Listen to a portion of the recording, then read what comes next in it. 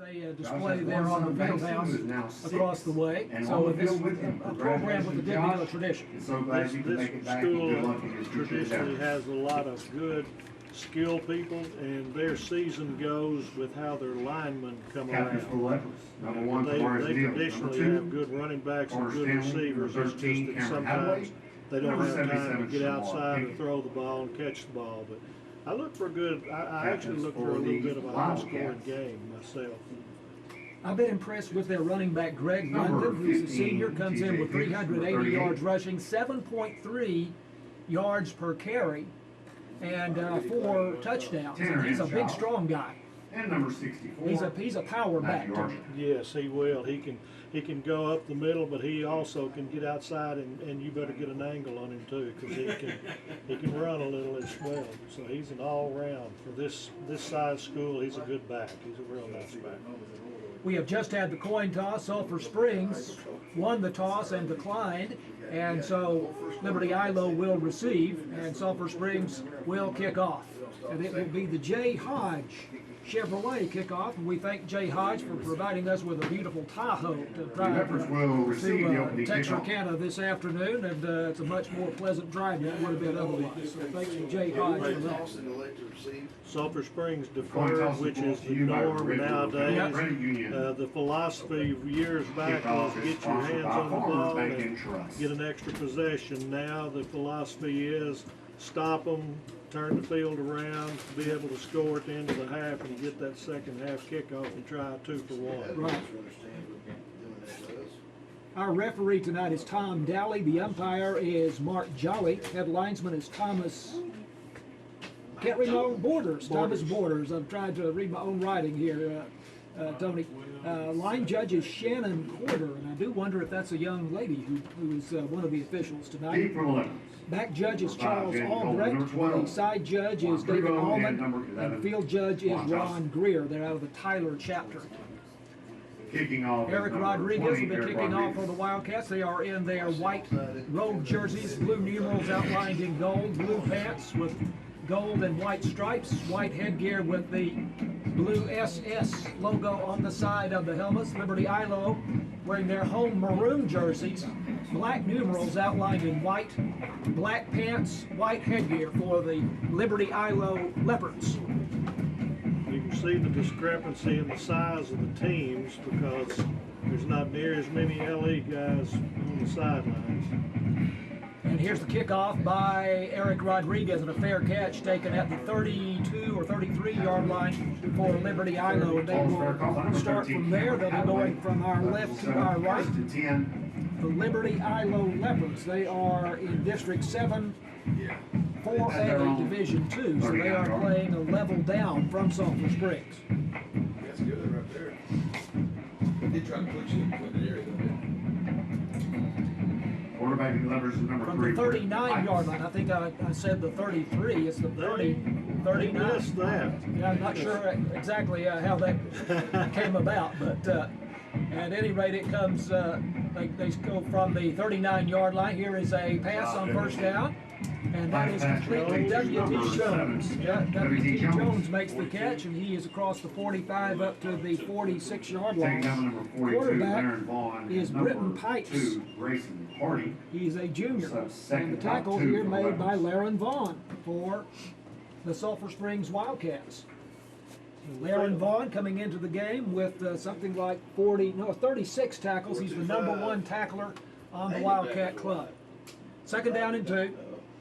Handoff goes, and this is Greg London. Ball's down, there we go. Picked up for Sulphur Springs by one of the Wildcat defenders, and it's going to go back for a touchdown. Recovered by number 11. Touchdown, Wildcat. Ty Bybee, if that is correct, we'll check on it, but we think it's Ty Bybee who picked up the fumble as Greg London was stripped of the ball. And Bybee picks it up. We'll check on the ID of that Wildcat, and by the way, with that score, the Northeast Texas Farmers Co-op says way to go, Wildcats. And here is the extra point attempt by Eric Rodriguez. He is 12 for 12 on the season, and he is 13 for 13 on the season, and the Wildcats on top 7-0 with 11:08 left to go in the first period. Only the second play from scrimmage, Sulphur Springs puts a touchdown on the board. This is Wildcats football on KSST. We're going to call it a 30-yard return there by Ty Bybee. It might have been, let's see, they were up to the 46, or probably more like 35. Looks like 35-yard return by Ty Bybee. Again, that's tentative. We need to see if we can check on that during the break and make sure that we got that ID correct.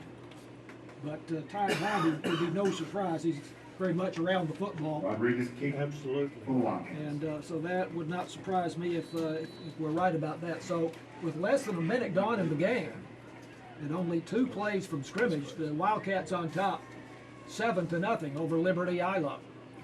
And how does that deferring now look because the defense scored, so we get the extra possession as well? Great point. There's a short kick by Eric Rodriguez, which is sort of the fashion these days. Tony, and one of the Liberty-Eylau Leopards got his hands on it and then falls on it at the 35-yard line. I'm going to watch where they spotted this time, because we lost about 5 yards last time. They got it right this time. Yeah, I'm not sure what the situation was on that. Yeah, there wasn't a penalty. I think they just were out of position and didn't spot it right. Wouldn't you see the Wildcat coaches going crazy if that was the case? Well, they may have known we were going to score a second play. That might have been in the game plan. Britton Pipes. Here's the quarterback. He is a junior. He stands in the shotgun as they run the spread, as just about all high school teams do these days. And the handoff on first down, and this is for good yards across the 45 to the 46-yard line. And this is Jawan Johnson in the ball game, and the tackle by Grayson Hardy for Sulphur Springs, who is the leading tackler, or actually the leading solo tackler on the ball club, with 21 solo tackles and 39 tackles coming into the game. Grayson Hardy, sophomore defensive back. But it's a first down for Liberty-Eylau, just across the 45-yard line, moving left to right. They are down 7-0 to the Wildcats. 10.5 minutes left to go in the first quarter. Here's a screen pass to the far side. And again, substantial yards here for Liberty-Eylau. Those numbers are kind of hard to see. The dark numbers on the dark jersey. That was a good play for them. They threw the pass backwards, but they made the catch and pushed that about number 2. Got some yards out of it, about 6. Make it second and 4. 6 on the play, we're going to second and 4. Into Sulphur Springs territory at the 48-yard line. So this is second down and 4 for Liberty-Eylau. Leopards up to the ball, and they will show a tight formation here on this second down and 4. One wide out to the far side, and an H back behind the right tackle. Now Britton Pipes, the quarterback, keeps it himself, and he will be short of the first down. Taken down by the defense. Didn't get much of anything there. Defense did a good job of just pinching. They kept everybody in, so they were inviting our defense to stay in with them. Did a nice job. Laren Vaughn on the tackle for the Sulphur Springs Wildcats. So this is third down and still 4. Still 4, no gain. So this is a little statement here early in the game. We got that touchdown. Now we need to go 3 and out, or cut them out this time. Turn it over.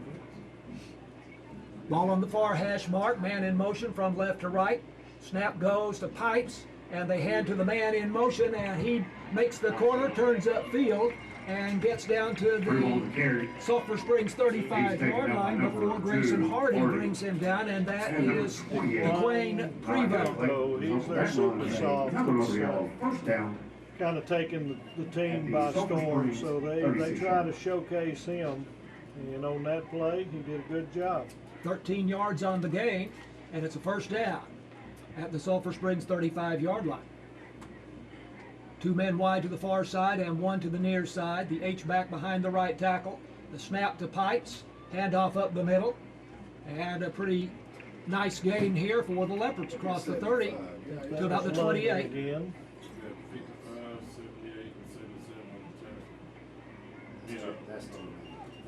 And was this Johnson on the carry? You see the back? Yes, that would be Jawan Johnson on the carry, and he gets about 7 yards to the 28-yard line.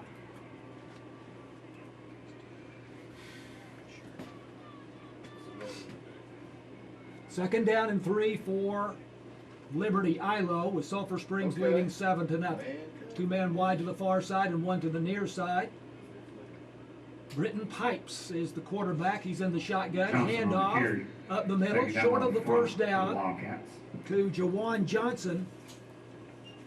The middle of the line did their job that time. They stopped him cold. Braxton Wall on the tackle for Sulphur Springs, came into the game with 20 tackles.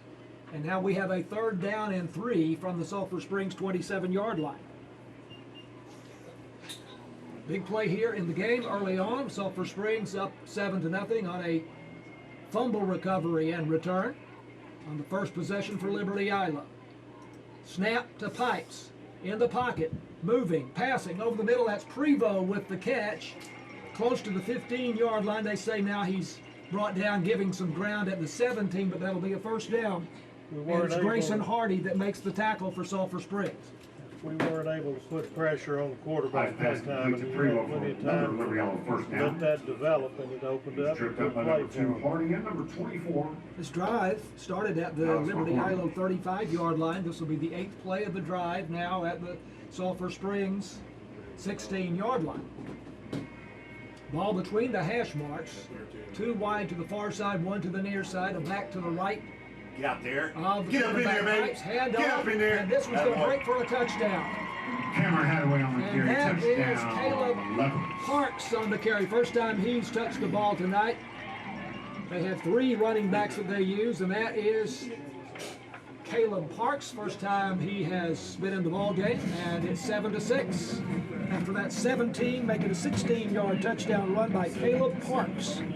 Little misdirection, and we didn't get the corner blocked off, and he made a good run. So, good answer for Liberty-Eylau after the turnover. Extra point to come. Ball is on the ground. Throw it. Picked up and thrown into the end zone. And it is caught and close to the goal line. The holder picked it up for Liberty-Eylau, and that is Brian Pipes. And he completed it to Jaden Coleman there right at the pylon. He very nearly got across. And if that had been the case, then the Leopards would be in front right now. But as it is, it stays 7-6. Sulphur Springs leading with 7:14 left to go in the first quarter. This is WildCats football on KSST. As the Leopards just went 65 yards in 8 plays. Big play on the drive was a 13-yard pass to DeQuayne Prevost, and then the 16-yard touchdown run by Caleb Parks. And then the extra point attempt went awry as the snap was low, and they tried for a pass and to salvage it with a 2-point conversion, but receiver tackled just shy of the goal line. That was a good job by the defense, not just taking for granted that it would be a successful try. And the kickoff coming down at the 20-yard line, and here's the return by Tristan Hawkins for Sulphur Springs, and he breaks out for a moment but is now out of bounds over on the far side. We'll see where they say he stepped out. Looked like he had a little seam there just for a moment. But they say he steps out at the 33-yard line. So, Tony, this is the first offensive possession for Sulphur Springs. And 7 minutes left in the quarter, so hopefully they didn't get cold standing on the sideline. We need to warm up again. We'll see what we're going to do. Wildcats scored on the first possession by Liberty-Eylau on a fumble return, we think by Ty Bybee, but we're going to check on that when we get a chance. A 35-yard return. Here's a fake handoff, and now the pass by Brady Driver out to the flat on the far side, intended for Jackson Hare, but incomplete. And it's 2nd down and 10. I tell you, if the Wildcats have had an Achilles heel, it's been some interceptions there in the flat on the far side in some of these early games. Well, on that one, it looked like he got the ball hit when he pulled his fake out, and I think that threw his mechanics and his timing off, and he threw it into the ground. Jeff Stevenson out over the football ball at center for Sulphur Springs. Ball on the far hash mark as they move right to left. Brady Driver calling for the ball. Here's a bubble screen to Jackson Hare. And one of the tacklers slips a block. Otherwise, Jackson Hare would have been brought down for no gain. But as it is, he's able to get up, let's see, perhaps to the 35. It is Tavarius Neal who makes the tackle for Liberty-Eylau, but actually no gain. Yeah. I think had it not been for Hare's quick feet, he might have lost 2 or 3 yards. He made a good first move. We had one block, but LE had some good pursuit there. Well, they do say that he got to the 34. He got one. He got 1 yard. So 3rd down and 9. Man in motion is D. Rose Luke. Driver feeling pressure, rolling out to his right, passing over the middle and incomplete at the 42-yard line. That intended for Wyatt Watson, but not able to make that diving catch, and so it's a punting situation for the Wildcats, leading 7-6, but unable to do anything on their first possession, so it's going to be 3 and out for the Wildcats. We're going to call that one a warm-up possession because they did lose half of the quarter, basically, to the defense and the scores, so we're going to allow them that luxury. Now we need to start it again. Brady Driver, the Wildcat quarterback, is also the punter. Waiting on the snap. Somewhat high snap, but he pulls it down. Kicking to the sideline. Takes a big Wildcat hop. Let's see where they say it went out of bounds. And he says the 32-yard line. From that punt and from the kickoffs, I'm going to say we're not going to let their receivers and deep men get the ball on kicking situations. That looked like directional exactly all the right. way. Yeah, that's a 35-yard punt by Brady Driver. And he definitely kicked it away from the return men there. And our kickoffs have been pooched, so I think we're going to take a chance with a linebacker getting it. 7-6, Sulphur Springs on top. 6:14 left to go in the first quarter. This is the third possession for Liberty-Eylau. Yep.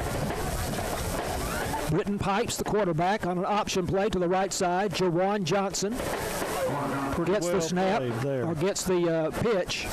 And I see Laren Vaughn in on that tackle again for the Wildcats. And also around the ball that time for Sulphur Springs. There's another man. We'll check on that number. But that's a gain of 3 yards out to the 35-yard line. 2nd down and 7 for Liberty-Eylau, moving left to right on the artificial turf here at Harris Field in Texarkana. Snap to Britton Pipes, and Prevost makes the catch. The quick pass to the slot at the 40-yard line. Prevost dodges a couple of tacklers, then he swarmed at about the 43-yard line. Alex McCormick, first man to make contact there, and that's going to be another 1st down for Liberty-Eylau. They get up to the 44-yard line. Liberty-Eylau went 65 yards in 8 plays with their last possession to score on a 16-yard run by Caleb Parks. Extra point went awry, and so the score remains at 7-6 with 5:18 left to go in the first quarter.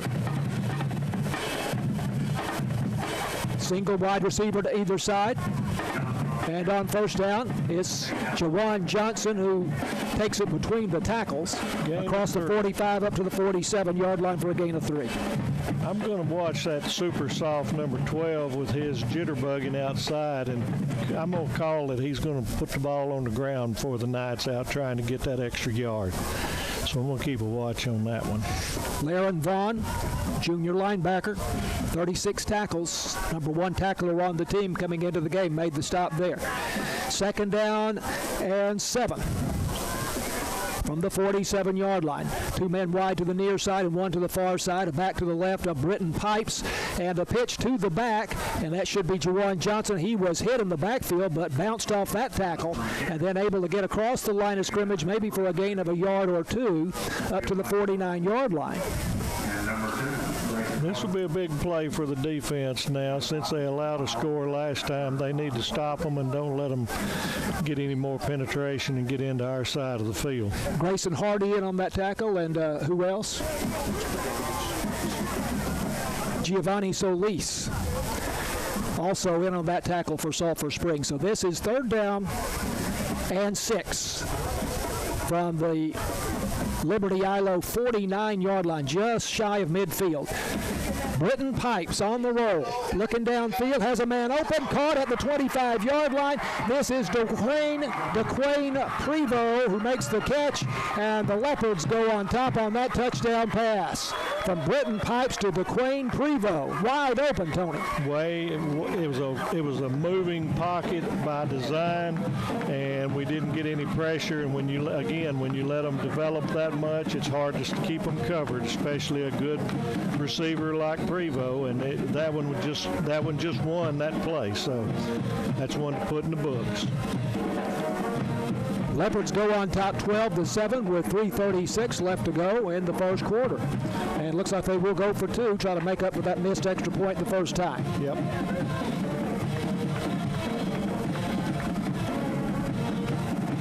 That's the first touchdown of the season for Prevost. Here's the snap to Pipes. The quarterback going to try to take it up the middle, and a big scrum there at the goal line, and he finally able to keep his legs churning and get across the stripe for the 2 points. Pipes gets the conversion there, and it is 14-7. Liberty-Eylau over Sulphur Springs. 3:28 to go first quarter. This is Wildcats football on KSST. And we have a 68-yard drive in 5 plays for Liberty-Eylau. The 51-yard touchdown pass from Britton Pipes to DeQuain Prevost, and he was wide open. Boy, at the 25-yard line, and scored with I don't believe he was touched. Scored without being touched. He was on the opposite side of the field, and the play developed, but we didn't have enough pressure, and he was able to come all the way across from the weak side and then be wide open and just made a play. So they have touchdown drives here of 68 yards and 65 yards. And we are just about to have the J. Hodge Chevrolet kickoff from Harris Field in Texarkana. Got to delay a game on Liberty-Eylau, so we're going to back it up 5. Again, as we told you, Tony was an official for how many years, Tony? 25. 25 years, so he kind of knows what's going on here. Well, a lot of people don't realize you've got a play clock on the kickoff too. So sure. But why would a team get a delay of game on a kickoff? Yeah, it's not very smart. Here's a deep kick, or a relatively deep kick to the 15-yard line, high, I will say that. And the return for the Wildcats now, out across the 30, out to the 40-yard line or thereabouts. 39-yard line. That's a pretty good return. And once again, that is Tristan Hankins who returns it for the Wildcats to the 39-yard line. So Sulphur Springs was 3 and out on their first possession. Yeah, we need to show a little this time. I think we'll see a little bit of an option, and not necessarily we just kind of straight handoff and threw it last time. I think we might see Mr. Driver put his legs into play this time, at least showing it. 14-7, Liberty-Eylau on top. Sulphur Springs scored on a fumble return. We are saying by Ty Bybee, and we're going to check on that as we get the opportunity on the third play of the game. Here's a big hole for D. Rose Luke. And Luke over the right side, and he gets past a tackler at the 30-yard line, still on his feet. And all the way inside the 10-yard line goes D. Rose Luke for Sulphur Springs. Big play there, Tony. That's what you call hitting the seam and then putting the Jets into play. That one, the offensive line did a great job of getting him just enough. And it doesn't take a lot for him. He's not one of your big backs, but he did show some wheels once he saw green. 51 yards on the run by D. Rose Luke. And the Wildcats set up shop at the Liberty-Eylau 10-yard line, trailing 14-7, 2:55 left to go first quarter. First and goal, so we got to score instead of the first down. Snap to Brady Driver, and Driver design quarterback run going off tackle to the right side and gets down to the 6-yard line. The tackle by Tarvius Neal for Liberty-Eylau. He got nearly half of it. Gets to the 6. Got a little adrenaline in the offense now from that play. I think that one woke us up a little, so we need to push this one on in. D. Rose Luke coming into the game with 227 yards rushing and 5.5 yards per carry. it went up. Absolutely. Yeah, definitely. So here is second down and goal from the 6. Snap to Driver. Driver going to the short side of the field and close to the goal line. And touchdown for Sulphur Springs by Brady Driver. That's what we needed. That's a good answer. So that is a 61-yard drive by the Wildcats in 2 plays. As Driver gets the 6-yard run on pure power, Tony. That's right. It's just that's like the old single wing. When he gets he gets his mind made up and gets going downhill, it takes a pretty good person to stop him. He was determined. Eric Rodriguez now 13 for 13 on his extra points this season, and this one is up, and it is also good. Ball game tied at 14 with 2:08 left to go in the first quarter. It's been an eventful first quarter, and Wildcat football continues right after this.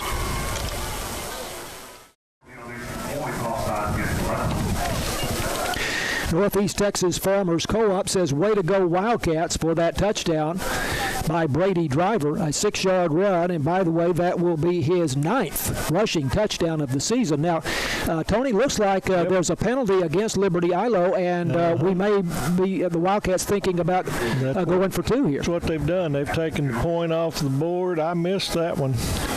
Everybody was leaving, and I missed it. So that's what they've done, is take the point off the board. It's awful early in the game, but that's what we're going to do, so let's go get it. So the ball is at the 1-yard line. They line up here with Driver in the shotgun, and the snap to Driver, and he is driving his legs at the goal line, and delayed call there, but he got across. Yep. Linesman finally throws up his arms and gives the Wildcats the 2-point conversion. So it's 15-14 now. Sulphur Springs over Liberty-Eylau, and again, the Northeast Texas Farmers Co-op says, way to go Wildcats. So we'll take another break, come back with the J. Hodge kickoff right after this on KSST. Eric Rodriguez about to kick off from the 40-yard line for Sulphur Springs after that 61-yard drive in 2 plays. And the Wildcats regained the lead at 15-14. Rodriguez had 2:08 left in the first quarter. Yeah, lots of scoring. Rodriguez had kicked the extra point, but there was a penalty called against Liberty-Eylau and the Wildcats. Head coach Brandon Faircloth, with the gutsy decision to take the point off the board and go for 2. That's what they did, and Brady Driver. And now Sulphur Springs has gotten the delay penalty on there. These guys they're not playing around with this clock tonight. I don't think I've ever seen 2 delay of game penalties on kickoffs in a ball game, and certainly not on consecutive kickoffs. I think I threw 1 or 2 in 25 years because the referees can control this too. So I don't know if they're getting in a hurry. I'm going to try to watch it next time. So this time, Eric Rodriguez kicking off from the 35-yard line. 2 men standing at the 5-yard line for Liberty-Eylau. Rodriguez perfectly capable of putting it in the end zone, but maybe not from the 35. Now this one, he comes down at the 20-yard line.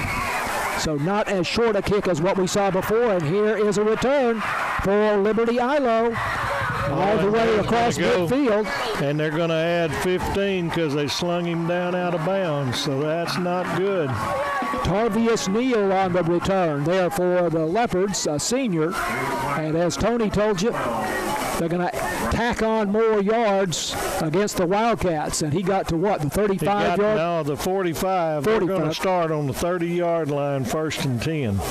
That was not good discipline to sling him down. He was nearly about 5 to 8 yards out of bounds, so that was an easy call.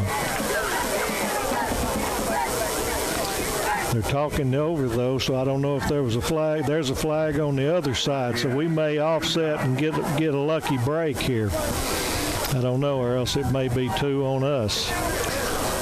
And they return by Tarvius Neal.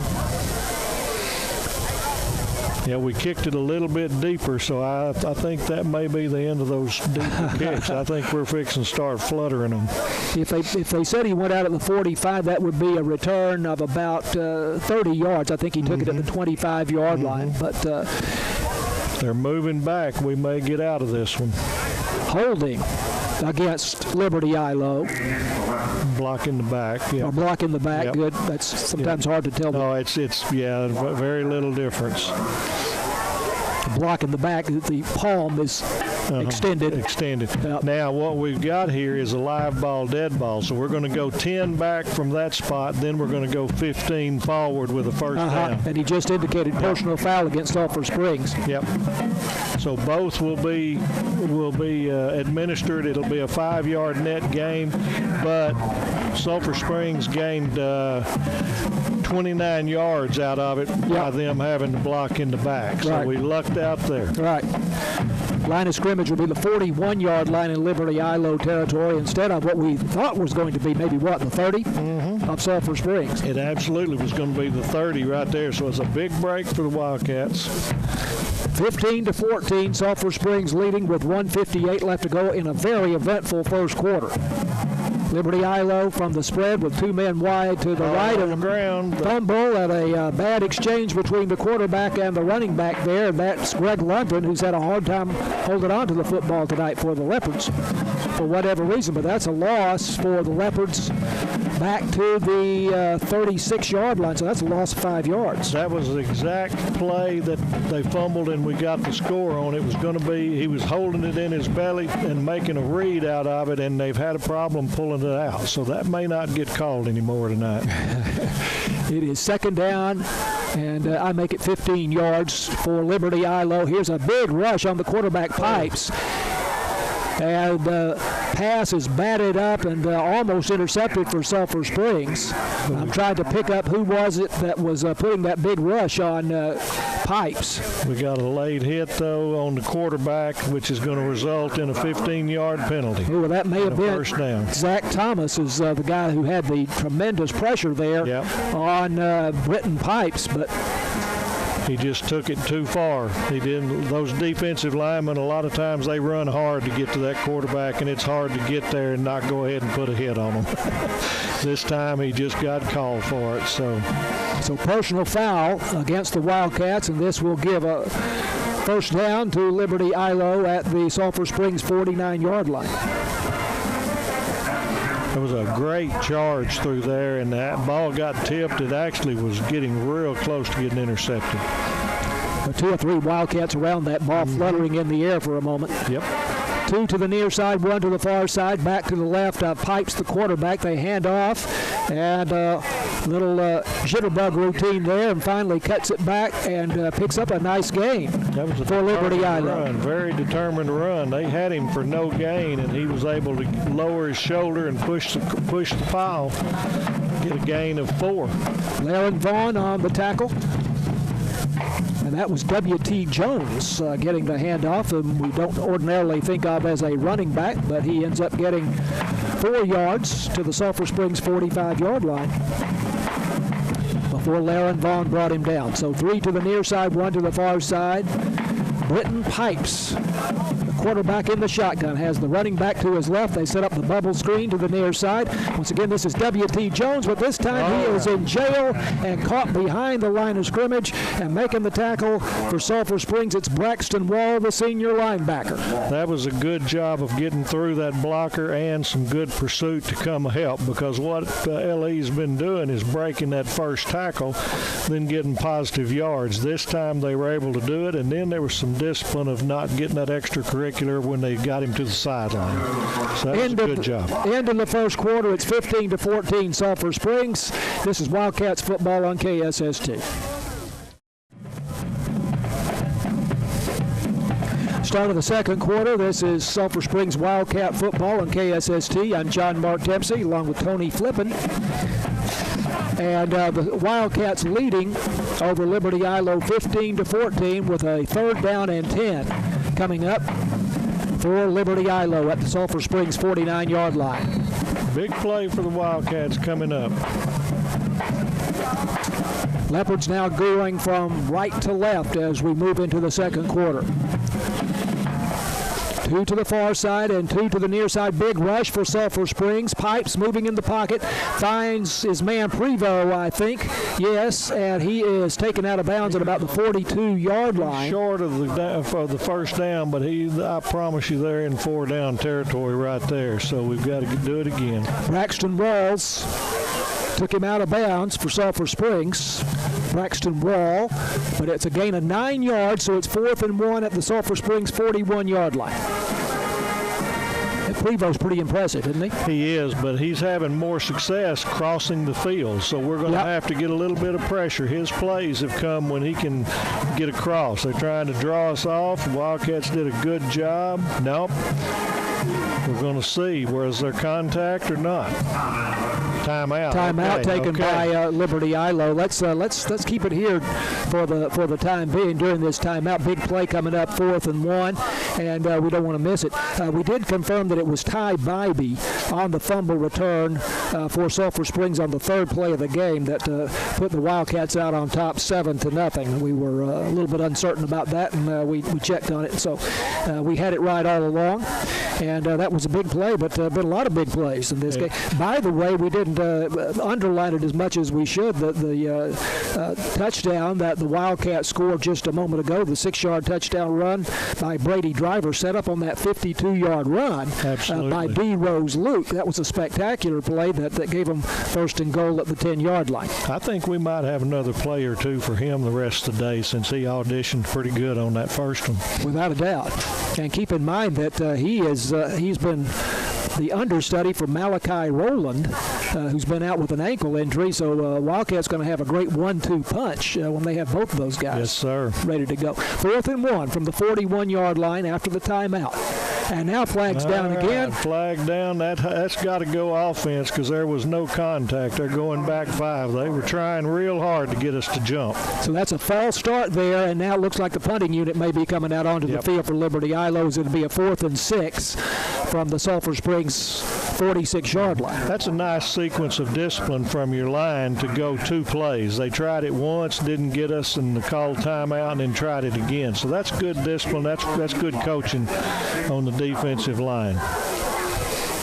I'm surprised that they actually tried that because they weren't but a yard or a yard and a half away. I figured they'd go ahead and run it. Give a lot of credit to defensive coordinator Brett Page there for having his guys ready for that very thing. Here is the punt, and this is Britton Pipes, the quarterback, who is the punter. Oh, did it touch us? Loose ball in there inside the 20-yard line, and the Leopards think that they have it, and they do. It hit one of our guys being a short punt, and then there wasn't he didn't get out of the way. Sometimes you just don't know it's coming. That's a bad break. The punt coming down around the 20-yard line and brushed one of the Wildcats somehow. Hit him in the back of the leg. I remember that happening, Tony, in a Dallas Cowboys game long ago. Yep. And it happened to Rayfield Wright. I won't bore folks further with those old memories. Well, but it's not the first time that it's happened. Well, what you're supposed to be doing on that is if it's a short kick, they're supposed to be hollering clear out of the way, and everybody's supposed to peel out. And it's just a bad break. So we'll see if we can hold them, keep them from scoring, minimize the damage. First down for Liberty-Eylau at the Sulphur Springs 19-yard line on that recovery of what amounts to a muff punt. Handoff goes to Greg London, trying to go off tackle to the right, then he takes it outside, makes the corner, but only gets a couple of yards. Yep. I think he got 2. That looked like it might break just a little bit, but the pursuit did a good job of taking him to the sideline. Braxton Wall with the tackle for Sulphur Springs. 2nd down and 8 at the Wildcat 17-yard line. Wildcats leading 15-14, 11-15 left to go in the first half, but Liberty-Eylau threatening at the Wildcat 17-yard line. Ball on the far hash mark. 2 men wide to the near side, 1 to the far side. from the shotgun. The snap is to Britton Pipes.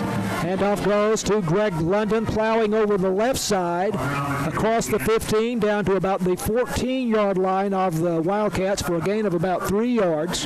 Got his shoulders low and his legs churning. That was every bit him. He did a good job, and the Wildcats were gang tackling, and they did okay as well. Nathan Andrews, first contact there for Sulphur Springs. So he gets to the 14. Big play here.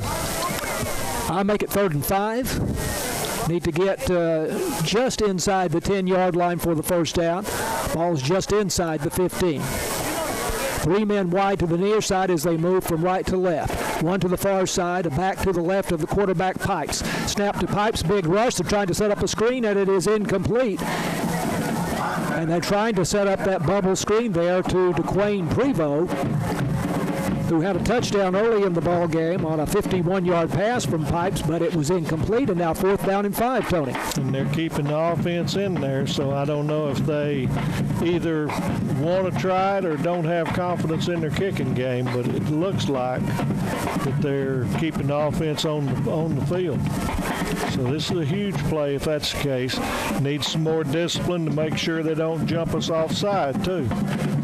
This opportunity set up on the recovered muff punt. Just inside the 20-yard line. Here it is, 4th and 5 from just inside the 15. And Pipes faking the handoff, rolling out to his right, passing. And hard to see if it was caught, but I believe it was close to the 5-yard line. Yep. W.T. Jones made the catch and then immediately out of bounds. And that'll be good enough for a first down. At the Sulphur Springs 5-yard line, it'll be first down and goal. They kind of had a choice there because Prevost was about 5 yards deeper. Ineligible man downfield, however, against Liberty-Eylau, Tony. Well, I'm just missing this stuff. I'm trying to see numbers. I'm struggling trying to see numbers, so I'm missing that. Another break then, but that was they're running rollouts to keep the pressure away, and so for an offensive lineman, it's hard to discipline yourself and know when you can get downfield. This will push the ball back to the original line of scrimmage of the 19-yard line. Big break for the Wildcats. They need to take advantage of it. And now 4th down and 10. That sounds a lot better than 1st and goal to 5. Oh, absolutely. Big play. Now I'm going to see where number 12 is. I think he's in the slot over here. Yep. Ball between the hash marks, 2 to either side as wide routes. And a big rush on Britton Pipes, and he gets away from the first man, now throws it. And incomplete at the 10-yard line. Nobody there for Liberty-Eylau, but terrific pass rush there by the Wildcats. That was a great push by 2 or 3 of the defensive linemen, and they got him early, and he got out of it, but there was another line behind him, and he just threw it up, and it didn't work. So great job by the defense to not get any points on the board for LE. So Sulphur Springs holding on to that 15-14 lead. Turning away the Leopards on that 4th and 10 from the 19-yard line. They would have had 1st and goal at the 5 had it not been for an ineligible man downfield a couple of plays ago. So Sulphur Springs now moving left to right from the 19-yard line. And on first down, handoff goes to Cameron Jefferson in the ballgame now at running back, and Jefferson breaks a tackle or 2. Lowers his shoulder across the 25 up to the 28. Did. He absolutely lowered his shoulder. He got more than half of that on him. Out to the 27-yard line. And again, they keep it on the ground to Cameron Jefferson, and he's to the 30-yard line, and that'll be a first down for the Wildcats. Cameron Jefferson coming into the game has seen quite a bit of action, 17 carries for 58 yards. That's what's impressive. We're putting different people in there and showcasing them a little bit. So we've got some depth. That's a good positive sign. And he was a really key player on the other side of the ball last year for Sulphur Springs. I'm surprised that he's not playing defense again this year. Here's the quick pass out to Watson. There goes Watson down the sideline. Made the catch in the flat on the far side and got away from the tackler and is up to midfield or thereabouts. I was wondering when it was going to happen. They hit him late and they let one of them let it go, but we got a flag, so we're going to go 15 dead ball on this one as well. Jaquan Johnson made the tackle for Liberty-Eylau, and Wildcats may get a bonus 15 here. They're showing him out of bounds way before I saw it. I thought that he got across midfield, but evidently he didn't. They're waving it off. Okay. Well, they're waving it off in my mind because the runner kept running after he had stepped out. So I see. You're kind of setting yourself up. That's one that's kind of iffy because you could have stayed with it, but I can see that one getting waved off with the fact that he stepped out that far because that's 15 yards short of where he got hit out of bounds. I see. And he kept running. Yeah. So. Wyatt Watson with an 11-yard gain. It's still a first down for the Wildcats. Now, flags down as the Leopards jumped off sides just before the snap. Now there's some extracurricular activities going on between a Wildcat and a Leopard over there, and other flags have come down. So we're going to have, looks like, encroachment by Liberty-Eylau. And then who knows what this other thing is going to be, as we had Wildcat and Leopard shoving each other over on the far side after the play. You're going to have encroachment and hopefully no contact. You're going to have pass interference at the minimum. Then it's going to be whether or not we have offsetting fouls for personal fouls afterward. So if we didn't make contact at the line of scrimmage and they let the play run, the first foul is going to be 15 yards for pass interference. Then we're going to have to see what's happening with dead ball fouls for unsportsmanlike. Wow. I did not see the pass interference as clearly as you did. Yeah, it was there. We're calling timeout. I don't know what we're doing here. Going to have a conversation. We are going to have a conversation. Tom Daly out of the Tyler chapter is our referee tonight. Yep. Umpire's doing a good job of holding the spot from the line of scrimmage because we got to figure out how many fouls we have and then which ones are live ball, dead ball, and so forth. Again, Tony has 25 years of experience as a Texas high school football official, and you were the referee for quite a few of those years. I was fortunate for about 10 or 12 to be the referee. That's the one that gets to go exchange pleasantries with the coaches, but I loved it because I feel like I could talk to them and at least make them feel comfortable and so forth. We didn't agree all the time by any means, but I felt like I could keep control of the situation. And a lot of people refer to all of the officials as referees, but the referee in baseball terminology is the crew chief. That's right. That is the crew chief, and it's the easiest job on the field when you got 4 guys you trust. And I was fortunate for every bit of my career to have people I could trust, and it was a pleasure. Well, again, we have three possible penalties, as I interpreted what you said just a moment ago, Yep. Tony. And I think what they may be doing, I don't know whether or not there were any punches thrown because this could be some ejections. I saw open-handed shoving is what I saw. So it should start offsides decline. Well, they didn't say decline. They didn't indicate decline. No. If they don't decline it, that means they did not call pass interference. So let's see again. There's the offside against Liberty-Eylau, and then at the end of the pass play, that 2 players, one from each side, were shoving each other. Yep. Oh, somebody was ejected. There is an ejection. And he is talking with your friend, Dewoski Davis. Dewoski Davis, the head coach of Liberty-Eylau, so that tells me that it's a Leopard who was ejected from the game. Yep, it was an ejection. So evidently they did not call pass interference down there. They strictly called the offsides because that's what they marked, and then they're going unsportsmanlike against the Wildcats and also going to have unsportsmanlike against LE with an ejection. So those would offset. So I think we're going to get the 5 yards and be 1st and 5, and I don't know which player was ejected. The down marker indicates that over on the far side, Tony. It's at the 46-yard line, and it still says first down, so it looks like it will be 1st down and 5 for the Wildcats. After all of that, Dewoski Davis, we want to talk more about maybe at halftime. He is in his 4th year as the head coach at Liberty-Eylau with a 19-17 record. 3 years at Queen City and 11 seasons at Clarksville. One of my all-time favorite coaches. I've had him those 11 years at Clarksville. He liked my crew. We worked on a draft situation, and he would always, if he could get me 2 games, he did. That's the most you could get. But I love Odowaski. I need to go see him. I did not realize he was here, but he is a great coach. Liberty-Eylau is blessed to have him, I promise you.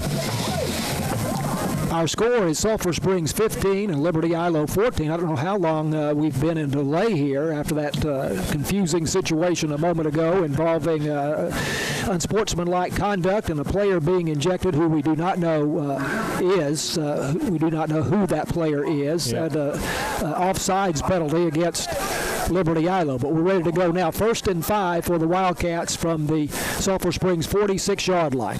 I think now another flag, or is that just a marker of some kind? I didn't see it. But the official, I heard a whistle, and somehow the play was stopped from getting underway. Okay, number 5. Off. It is false start. Okay. Against the Wildcats. So Jaden Coleman was the one that was ejected. I just saw him take his helmet and jersey off. Well, he's number 5. One of their key receivers. So he's gone for the game, and that also will make him miss the first half of the next football game because of UIL rules too. So that's a severe penalty.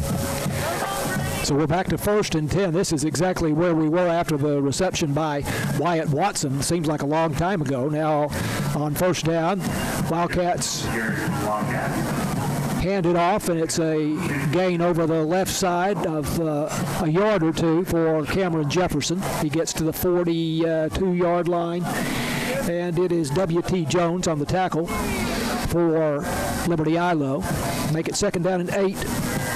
Right now is a time for both teams to keep their heads, because if anybody gets stood up right after an ejection, you have a lot of tension going. So tight formation here for Sulphur Springs, and a pass to the far side.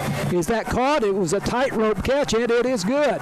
Mercy. I didn't think there was any way he came down with his toes in there, but they're spotting it at 38. So that's a great point. Skylar Lewis on the catch for the Wildcats. That's a great play, great pass, but I thought he was out, but they came up without any hesitation and put it on the spot. We'll take it. 1st and 10. That's an NFL catch at the sideline there. You bet. That was pure mechanical and perfect. Got his toes in just inside the sideline there. Skylar Lewis for Sulphur Springs. 1st down at the 38-yard line. 17 yards on the game. They give it to Cameron Jefferson, and Jefferson off left tackle and breaking tackles as he goes. 1st down. Keeps his feet moving, and he is all the way to the Liberty-Eylau 25-yard line. That's a nice power run. It opened up good, but when it came time to make a hit, he lowered his head, used his body, and ran it backwards. Carter Stanley, a defensive back, made the tackle for Liberty-Eylau. That's 13 yards on the game by Cameron Jefferson for Sulphur Springs. Wildcats have gone with both D. Rose Luke and Cameron Jefferson at running back, and they have both been very productive. Timeout on the field. Let's take a break. It is 15-14 Sulphur Springs. Wildcats football on KSST. And let me say, we've had several Hooten Hardware 1st downs here, so we're going to catch up with those. Hope we have a lot more. You bet. 1st down, Wildcats. Liberty-Eylau 26-yard line. Sulphur Springs leading 15-14. Driver, and he's going to throw it, and it's open. This is Caden Mitchell throwing, and it is caught for the touchdown. That one developed great. From up here, it was an easy see. Wyatt Watson on the catch, and it is for the first time in this season that I am aware of, Caden Mitchell in the ballgame, who played a lot of quarterback last season for Sulphur Springs. And he was in at wide receiver, and Brady Driver flipped it to him, going from left to right, and wide open was Wyatt Watson for the touchdown. Just a great play. You could see it developing. Here's the kick by Eric Rodriguez, and that one, for whatever reason, did not get more than about 15 feet off the ground, but it does limp through the uprights. It's good, and the Wildcats lead at 22-14. 7:29 left to go in the first half. This is Wildcats football on KSS2. And Northeast Texas Farmers Co-op says, way to go Wildcats on that touchdown pass of 25 yards from Caden Mitchell on a reverse to Wyatt Watson. And the extra point by Eric Rodriguez made it 22-14. That was another one just like the plays that LE had so far where they came from the opposite side of the field. This was an exact development the same way. 81-yard drive in 7 plays for Sulphur Springs. 17-yard pass to Watson, a 19-yard pass, beautiful catch by Skylar Lewis, and then we had a 13-yard run by Cameron Jefferson, so some big plays on that drive. And here's the J. Hodge Chevrolet kickoff for Sulphur Springs, taken at the 15-yard line. And the return up the near side, little crease there down the sideline. Look out, across the 50, past the last man. He is going to score for the Leopards. Number 1. This is Tarvius Neal with an 80-yard kickoff return for Liberty-Eylau. I thought we were going to do the squib kick the rest of the game, and I guess they didn't hear me over there, so we had one safety man, and they gave him the shoulder, and he gave up he went to the sideline, and wasn't enough. So Wildcats had opened up a little space between themselves and Liberty-Eylau, but that has been closed now, and Liberty-Eylau could tie this game should they decide to go for 2. Yeah, they'll go for 2 this time. 22-20 now. 7:14 left to go in the second quarter. Just a moment ago, an 80-yard kickoff return by Tarvius Neal. And he hit that little seam there at about his own 40-yard line and got past the last Wildcat who possibly could have made the play at about the 30. So they will go for 2. Britton Pipes takes the snap. Handoff Greg London, and London is pushing, and gets the 2-point conversion. I thought he was going to be stopped at the line of scrimmage. He was. But he just kept those legs moving. He's a big, strong guy. They stood him up, but he kept going. That was determination. Refused to go down. Second and third effort there by Greg London, and we have a tie game, 22-22. 7:14 left to go first half. This is Wildcats football on KSS2. Yeah. 22-22, Sulphur Springs and Liberty-Eylau from Texarkana tonight. Wildcats scored on that reverse pass from Caden Mitchell to Wyatt Watson of 25 yards. And then on the ensuing kickoff, an 80-yard kickoff run returned by Tarvius Neal for Liberty-Eylau. And then they get the 2-point conversion on a very determined run, as Tony pointed out to you, right up the middle, and it looked like the Wildcats had him stopped, but he just would not go down. He carried 3 or 4 Wildcats across the goal line with him. So there's your play clock over there. It says 6. They're not set. They're having to rush. We've had 2 delay of game penalties on kickoffs here tonight. Here is the kickoff and return by Tristan Hankins for Sulphur Springs. Took it at the 5-yard line. He gets back to the 20, and that is as far as he will go. They kicked that with 1 second left. They had a lot of confusion, but they got it. Yeah, off. I don't know what that problem is tonight. That's usually not one where you see a lot of confusion. No. Not a very complicated thing.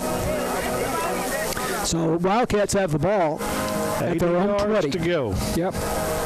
That last drive for Sulphur Springs, 81 yards in 7 plays. And here we are again.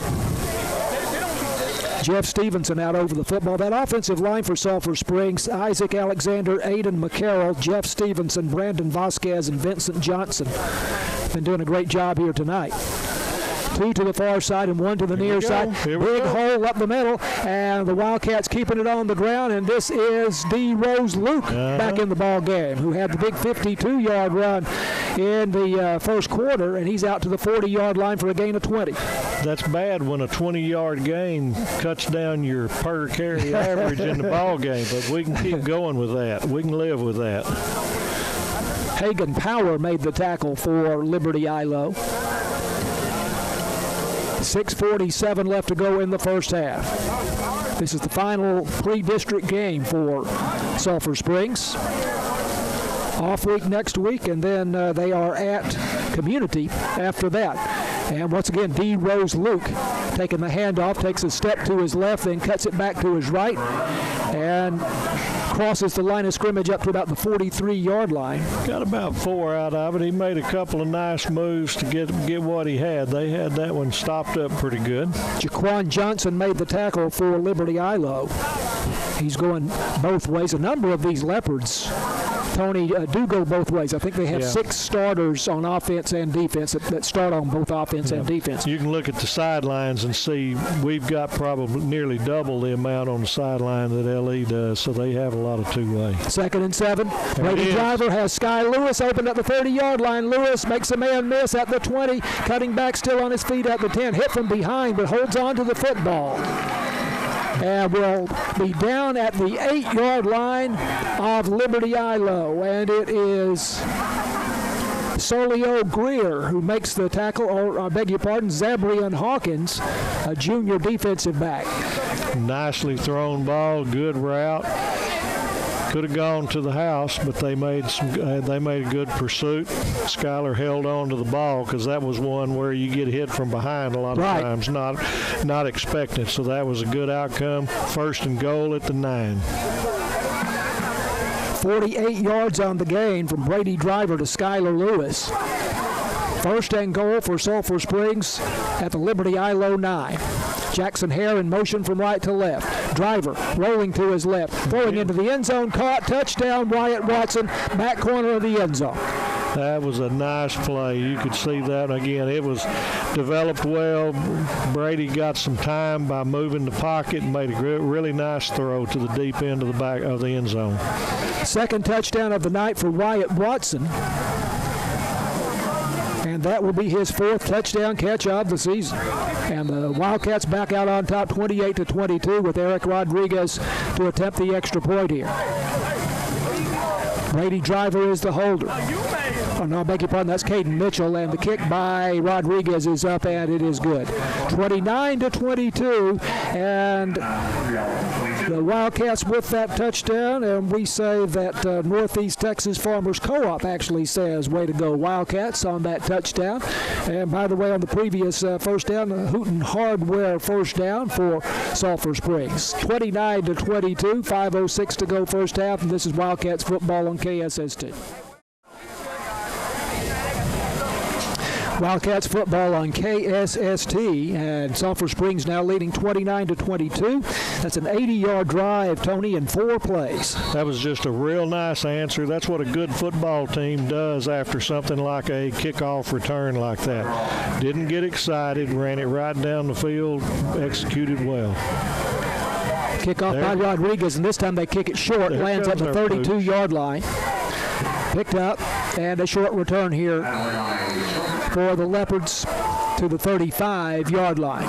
That's what we need to do. Like I said, I'd rather have a linebacker returning that kick. They've got some good skill people. Both sides of this, both teams out here have good skill people. So sometimes you have to just say, we're not going to let you have it.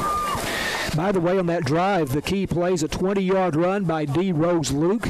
Then the 48-yard pass from Brady Driver to Skyler Lewis to the 9-yard line. Then they got the touchdown as Wyatt Watson wide open in the back corner of the end zone with Brady Driver rolling out to his left against his body to make the throw. First down for Liberty-Eylau at the 35-yard line. Leopards trailing by a touchdown, 29-22. Handoff on first down. Britton Pipes gives it, I believe that is London, and he is swarmed by Wildcat tacklers, and there will be no gain here.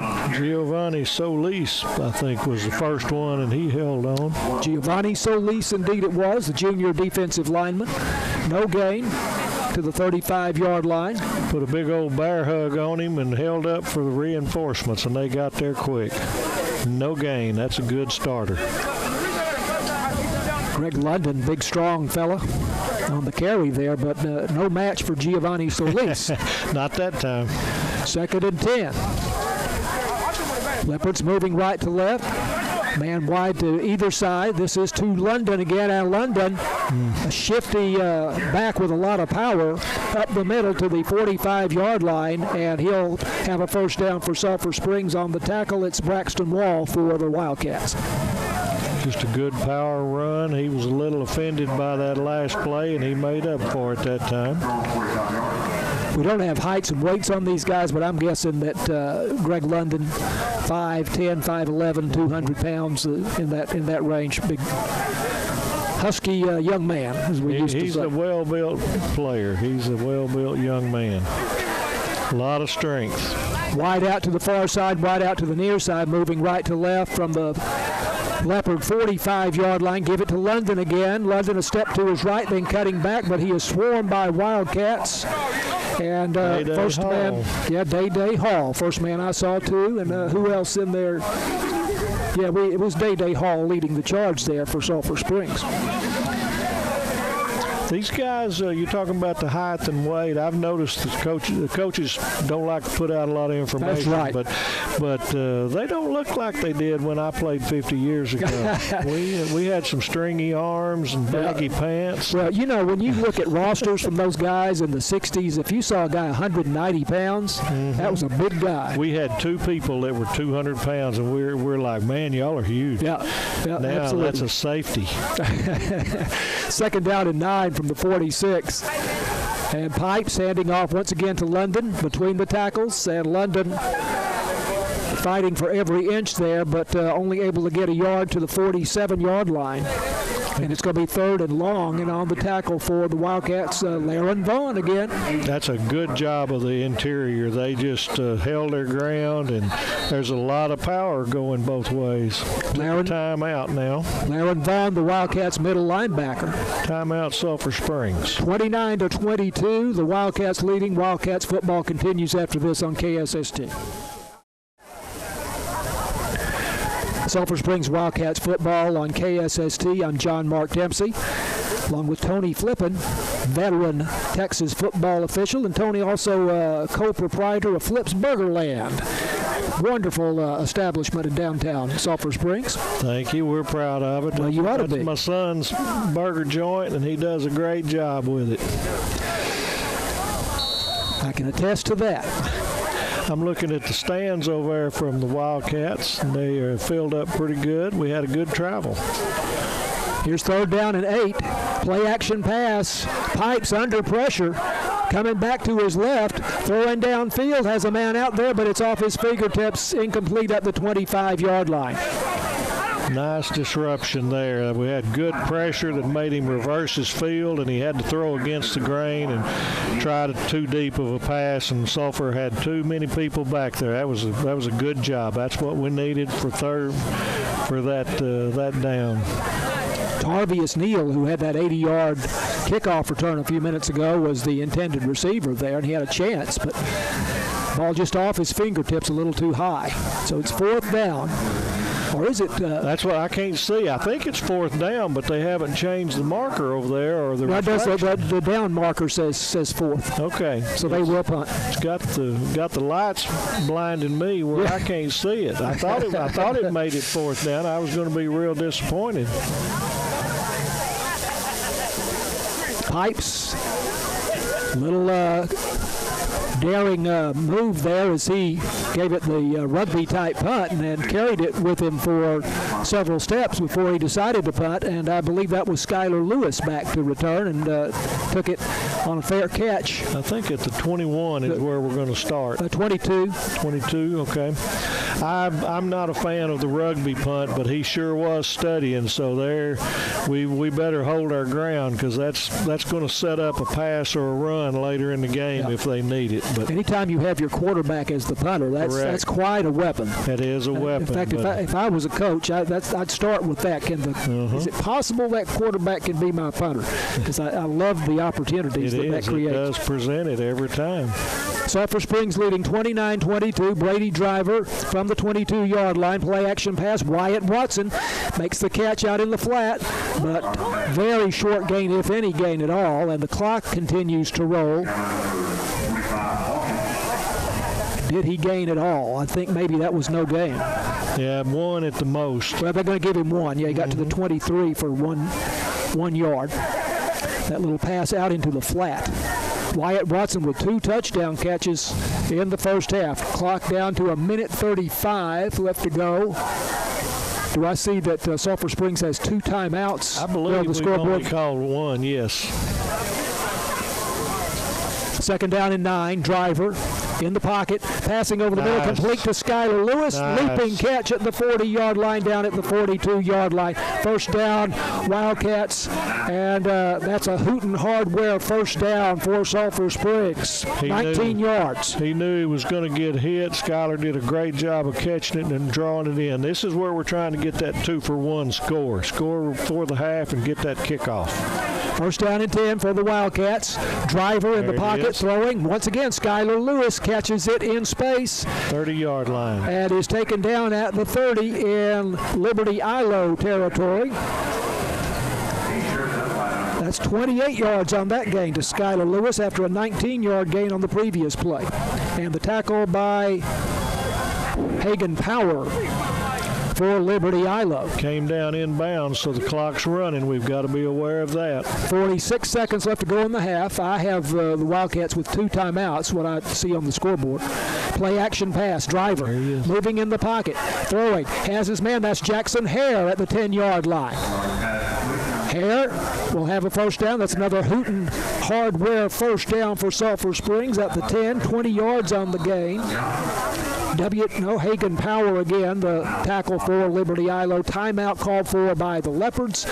We'll keep it here because we don't want to miss a possible Wildcat touchdown.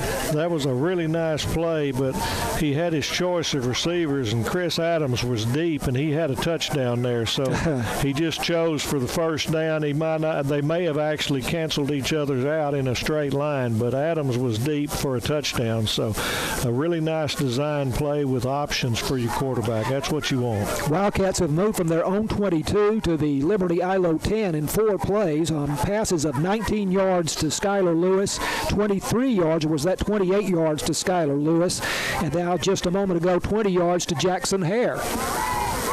I tell you, Driver's got a lot of targets. He does. There's lots of skill players, and that's what I was thinking a while ago when you were talking about the 2 running backs. And so it's nice when a coach can say, let's call this play and give it to the running back instead of a specific running back.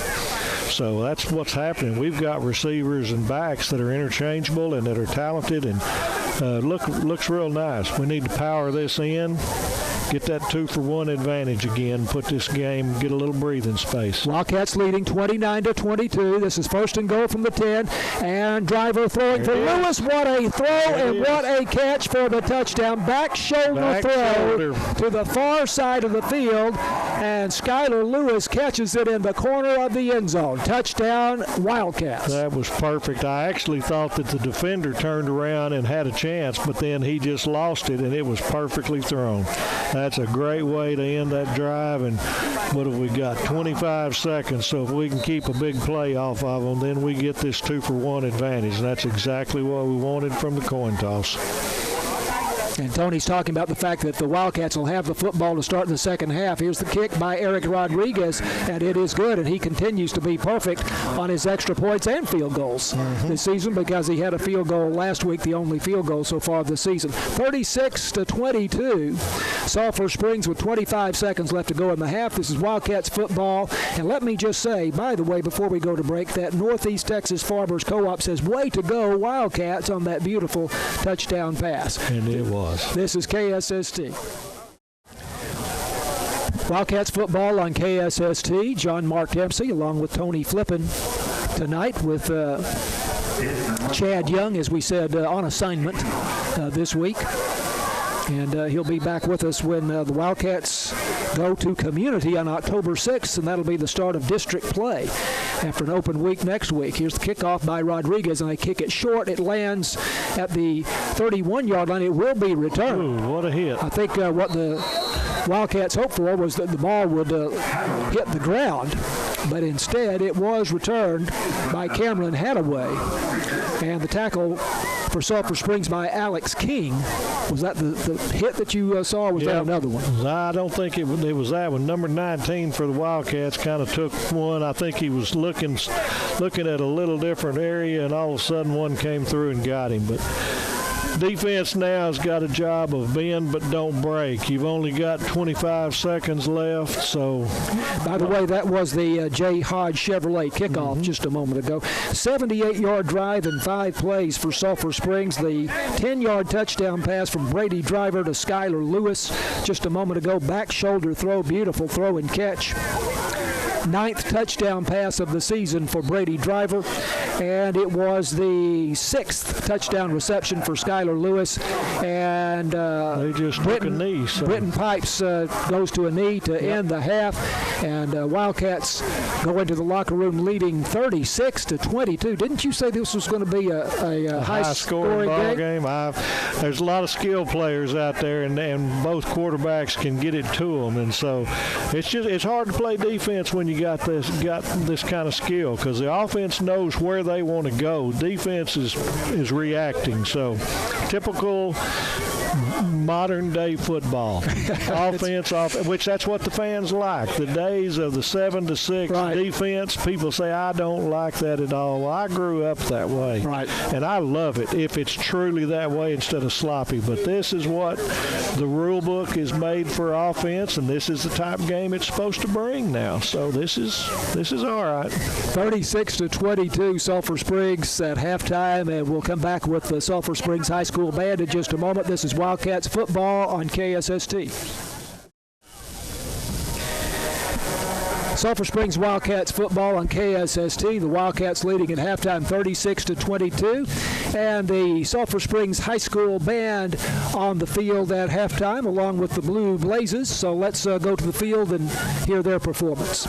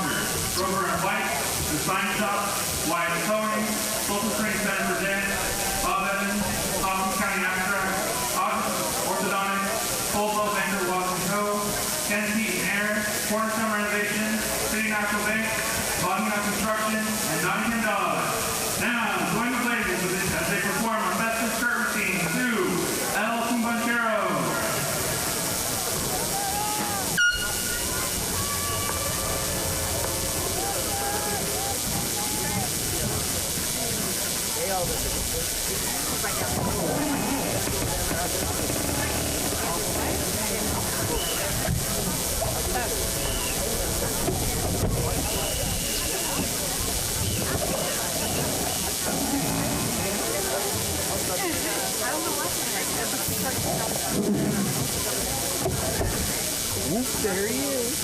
What's up, man? How you doing?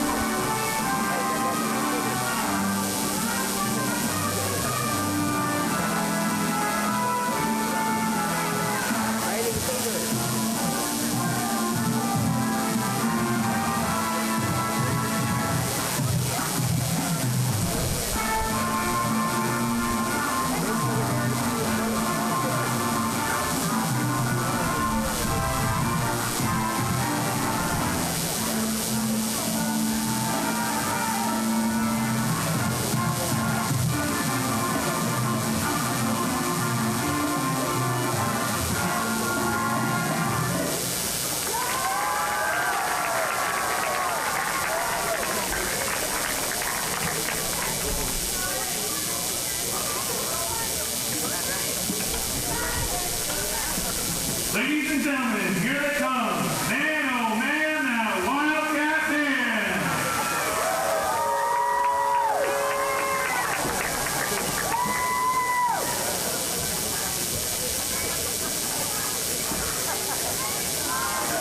The band is being led on the field by drum majors, Captain Sergeant, Baron Sendon, Warren Menard, and Brody Emmer.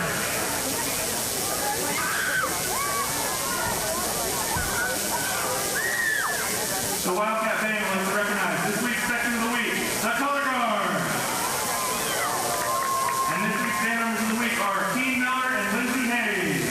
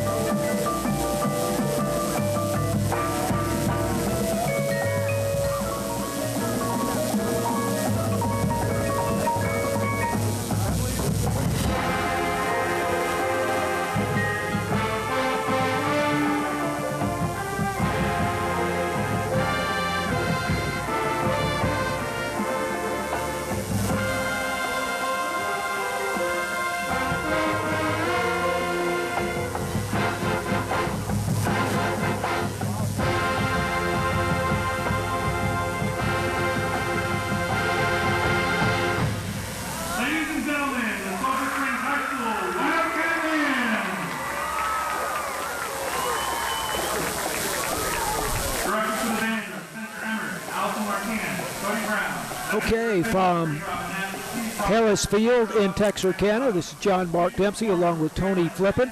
It is halftime. You just heard the performance of the Sulphur Springs High School Band on the field in front of the Liberty-Eylau home crowd here. The Wildcats leading at halftime 36 to 22 over Liberty-Eylau. And so let's take a break, and we will come back and have a conversation about the first half and get ready for the second half when Wildcat football continues after this on KSST.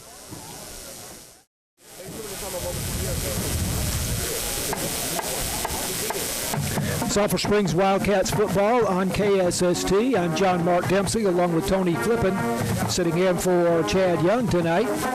And the Wildcats leading at halftime by a score of 36 to 22 over Liberty-Eylau. Let's recap the scoring in the ball game as best we can. It's going to take a while, Tony.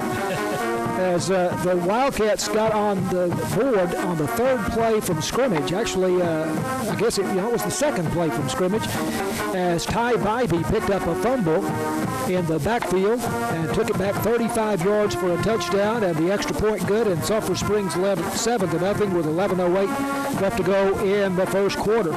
Liberty-Eylau came right back, though, on their next possession, and they drove 65 yards in 8 plays. They got a touchdown on a 16-yard run by Caleb Parks. There was a low snap on the extra point, and so the score remained at 7-6. 65-yard drive, 8 plays, and it was 7-6 with 7:14 left to go in the first quarter. Sulphur Springs goes 3 and out on their first offensive possession. Liberty-Eylau got the ball back after a punt, and they get a 51-yard touchdown pass from Caleb Pipes to DeQuayne Prevost. He was wide open on the play, and then Pipes the 2-point conversion to make it 14-7 Liberty-Eylau with 3:28 left to go in the first quarter. That was a 68-yard drive in 6 plays. Wildcats come right back, and they get a 52-yard run by D. Rose Luke that gave them a 1st and goal at the 10.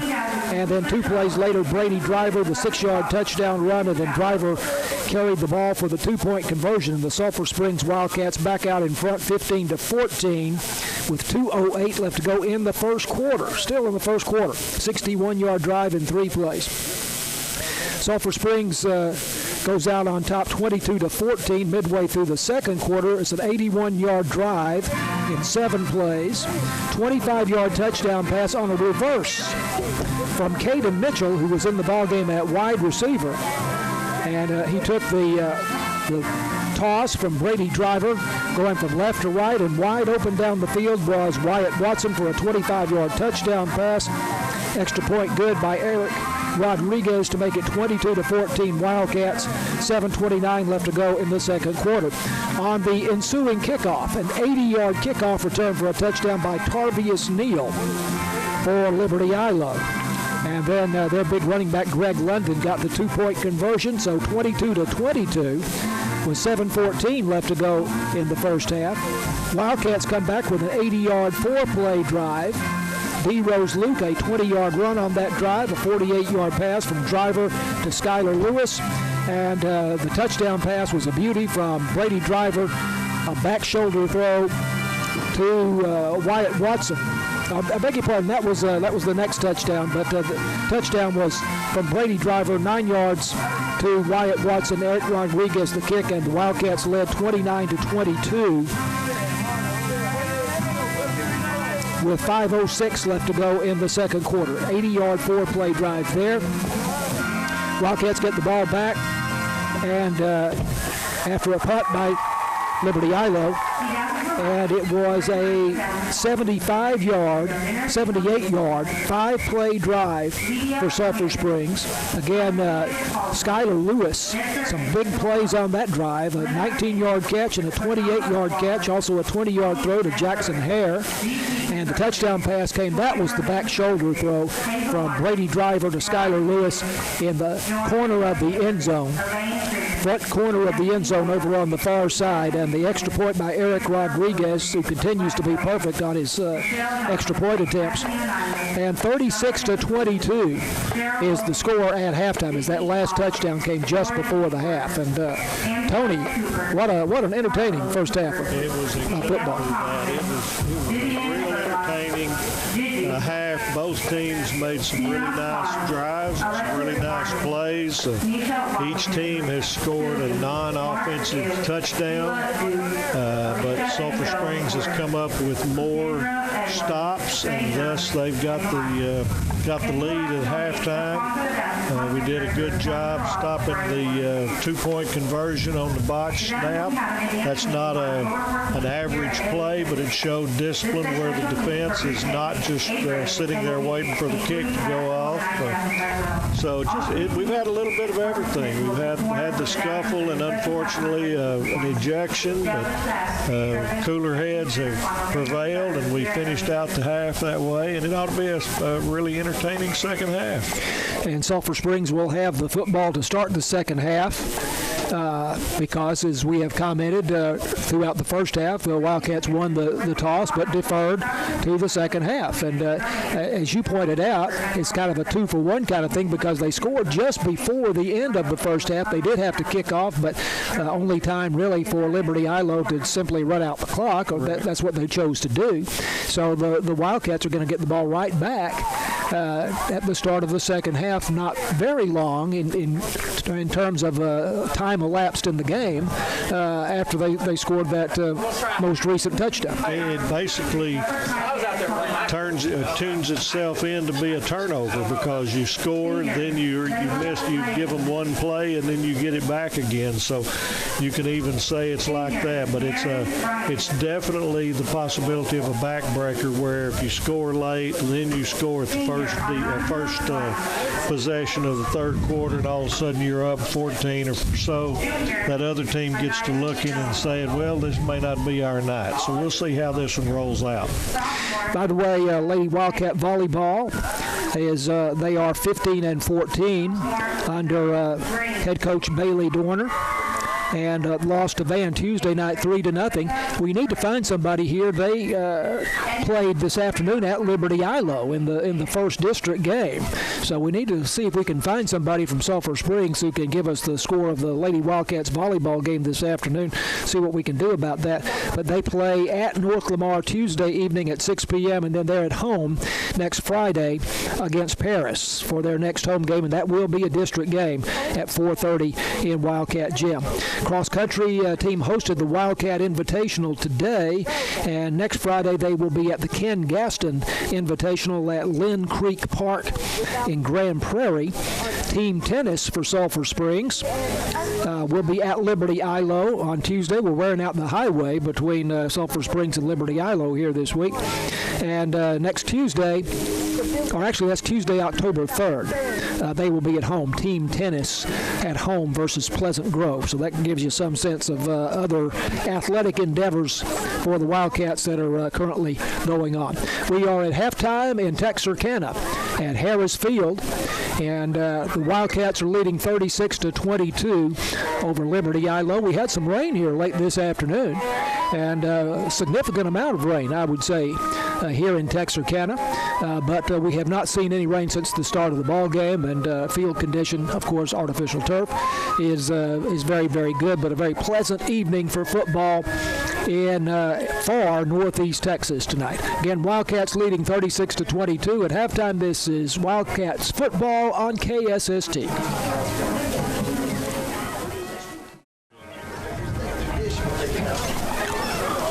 Once again from Texarkana, this is Sulphur Springs Wildcats football. I'm John Mark Dempsey, along with Tony Flippin, sitting in for Chad Young tonight. And the Wildcats leading at halftime, 36-22.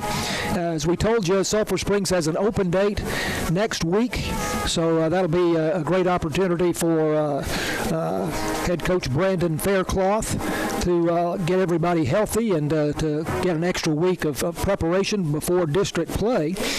And that's what they've been pointing to all along anyway. So the district season starts 2 weeks from tonight, October 6th, in Nevada at Community High School.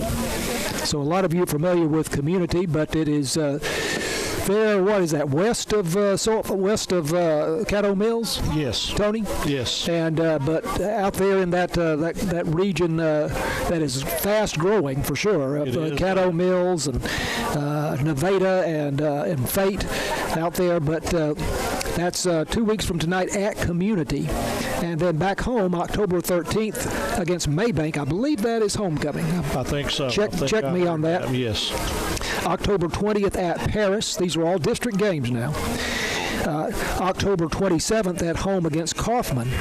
And then, Tony, what's going to be a very, very big ball game, it appears, the final district game and the final regular season game of the season, November 3rd at Anna.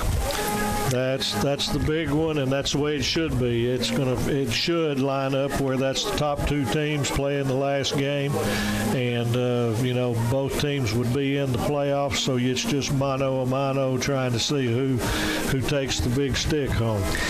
Yeah, so if everything goes to form, that will be for the district championship on November 3rd at Anna. But there's many a slip twixt cup in the lip, you may have heard. And you got to play 4 district games before that. But certainly those two teams all along have been the favorites in the district. Correct. I mean, Sulphur Springs has a nice team this year. They're nowhere near good enough to just walk through things. So if they do, they're going to get beat. But if they take care of business, we've got a really nice outlook this year. And we're going to have some good things come about, and I think we're headed for that district championship showdown, undefeated in district. Again, that would be November 3rd at Anna there in Collin County north of McKinney. So we are at halftime at Liberty-Eylau. The Liberty-Eylau Leopard Band is performing on the field right now for the home folks. And the Sulphur Springs WildCats are leading at halftime 36-22. And this is WildCats football on KSST.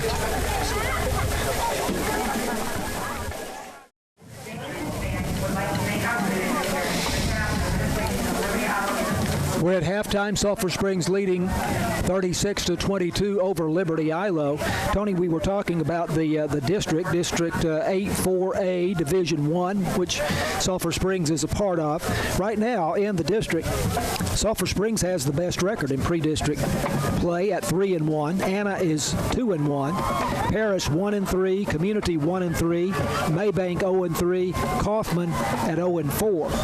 Last week, of course, Sulphur Springs beat Van Alstyne 31-28. Kaufman lost to Athens 43-20. Paris lost in a very tight game to Van 28-27. And a huge game was Salina over Anna 42-40. That was in overtime. It was either single or double overtime. I was watching the news, the Dallas News, and they actually cut live to that, and I was able to see the end of it, and that was a huge ball game. That was kind of a revenge for the year before when Anna had beat Salina. And of course, those schools are very close together there in Collin County. And Salina, the great tradition there. And Anna really has not had a lot of tradition in their football program, but they're getting there pretty quickly. That's right. They really are. So that was an amazing game there. Maybank lost to Canton 30-9 last week. And games going on tonight in the district. Of course, we have the game here with Sulphur Springs leading 36-22, and the Wildcats getting ready to receive the opening kickoff of the second half. Anna is playing All Saints out of Fort Worth tonight at Fort Worth. Kaufman at Sunnyvale, Paris at Pleasant Grove. They're in Texarkana also, the Paris Wildcats. Life Waxahachie at Maybank tonight. So those are the other games going on in the district this evening. But right now, it definitely looks like the Wildcats and the Anna Coyotes are the favorites in that district. Paris is down 31-0 to Pleasant Grove in the third quarter. So Pleasant Grove is ranked about third in the state. So that's not a knock on Paris by any means. Yep. But that's the only one that I've found out of that. Keep doing that. That's great. Okay. I'll get all those scores that you can. That's fantastic. So the Wildcats about to receive the kickoff to start the second half, leading 36-22. And here is the kick. Diagonal kick coming to the near side. Jackson Hare takes it at the 15-yard line. Will return it for Sulphur Springs rather tentatively across the 25-yard line up to about the 26, perhaps very cautiously there. And the tackle by Hagan Power, whose name we've said a lot in the first half, for Liberty-Eylau. So Wildcats with that 2-for-1 opportunity that Tony's been talking about. They scored just before the end of the half because they deferred at the beginning of the ball game. They get the kickoff to start the second half, and now they've got a chance possibly to really put some space between themselves and the Leopards here. They could really hurt Liberty-Eylau right here because they've kind of proven themselves, they think, in Sulphur Springs' mind to be a better team. Now they can start trying to force that into Liberty-Eilau's head. Chad and I have talked about the importance of that first possession of the third quarter. Right, here's a huge hole up the middle for D. Rose Luke. Look at him go. D. Rose Luke between the tackles bursts through the line and all the way to the 40-yard line of Liberty-Eylau before Zabrian Hawkins, a junior, brings him down. That was about 34 yards or something like that. That's another one that might bring his average down. That's a shame. He's got 3 runs and over 100 yards on those 3 runs, I believe. It was 34 yards to D. Rose Luke. Broke open up the middle there for the Wildcats. And first down at the Liberty-Eylau 40-yard line. Again, D. Rose Luke. This time off left tackle. Tough going this time now. Came out. Ball is out. I think he was down, but I don't. Yep, they're saying he's down. So we got a break there. Got a break because Liberty-Eylau covered the ball back in the backfield. Gain of 2 or 3 yards out to the 42 or 43-yard line there after that 34-yard gain. We've got a player down. I don't know if it was D. Rose. I kind of think his helmet came off when he was down in that scrum. So the coaches are out on the field checking him. We've got a timeout. Jaquan Johnson on the tackle for Liberty-Eylau. Wildcats leading 36-22. This is Sulphur Springs Wildcats football on KSST. Back to play now, 2nd and 8 for Sulphur Springs at the 38-yard line, and Brady Driver tried to set up a bubble screen to Wyatt Watson, but incomplete at the 38-yard line. By the way, on that previous run by D. Rose Luke, that was a Hooten Hardware first down for the Wildcats, but now we are at 3rd down and 8 at the Liberty-Eylau 38-yard line. By the way, D. Rose Luke went off the field on his own power after that previous 2-yard gain. That following the 34-yard gain. Now flags are down. They shut that one down. They had contact, so they didn't get the free play. That'll be 5 yards, and that'll turn it into about a 3rd and about 3. Brady Driver going deep down the near side, and I think he connected there with Chris Adams down. You wish they wouldn't make contact. Just get in that line and give you a free play. But sometimes they get that contact. That's the only time you're going to shut it down on defense.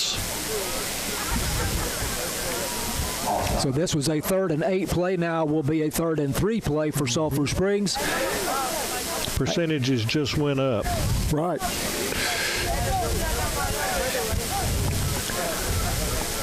Official steps it off down to the 33-yard line. Wildcats with their first possession of the second half following the opening kickoff. They have moved it from their own 26-yard line to the Liberty-Eylau 33-yard line, the 34-yard run by D. Rose Luke. The big play on this drive so far.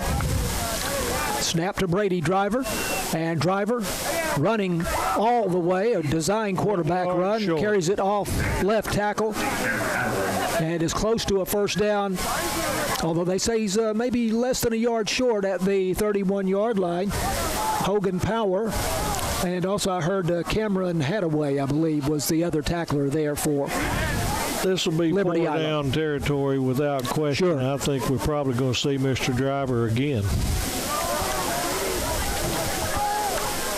4th down and 1, and Driver straight ahead with terrific power.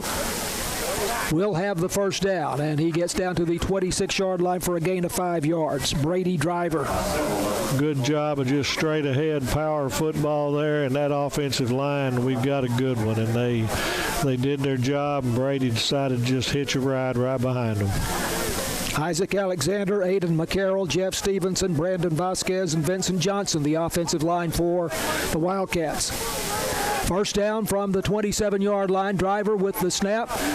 Backpedaling, now thinking about running, coming to the near side. Driver going to turn it upfield and will step out of bounds somewhere around the 20-yard line for a gain of about 7 yards. I think we were going to have Skyler coming across from that weak side again, and I looked out and I saw one of those defensive backs had some jersey on him, and they let it go. I think we were going to try for that cross the field, slow developing touchdown pass. It's a 2nd down and 2 on the near hash mark the ball as they move from left to right. Now Cameron Jefferson in the ball game at running back, and he's had a big night as well. And Jefferson off tackle, crosses the 15 down to about the 12-yard line, hit by 3 or 4 Leopards. Good enough for a first down.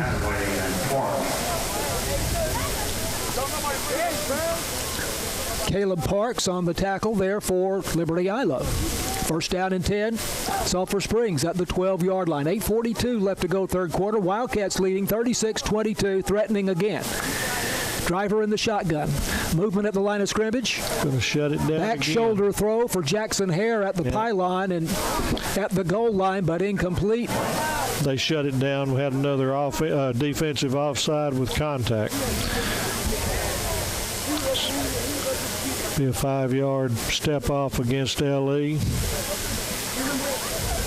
Oh, they got that. They got Sulphur Springs that time. Indicating a false start against the Wildcats rather than offside against Liberty-Eylau. I jumped the gun. There was a reason they charged. We kind of drew them. Well, that's always the classic question. Were they drawn offside? They were drawn real well, evidently.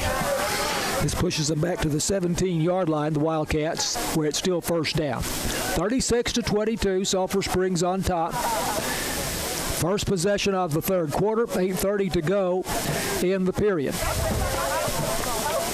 Wildcats moving left to right.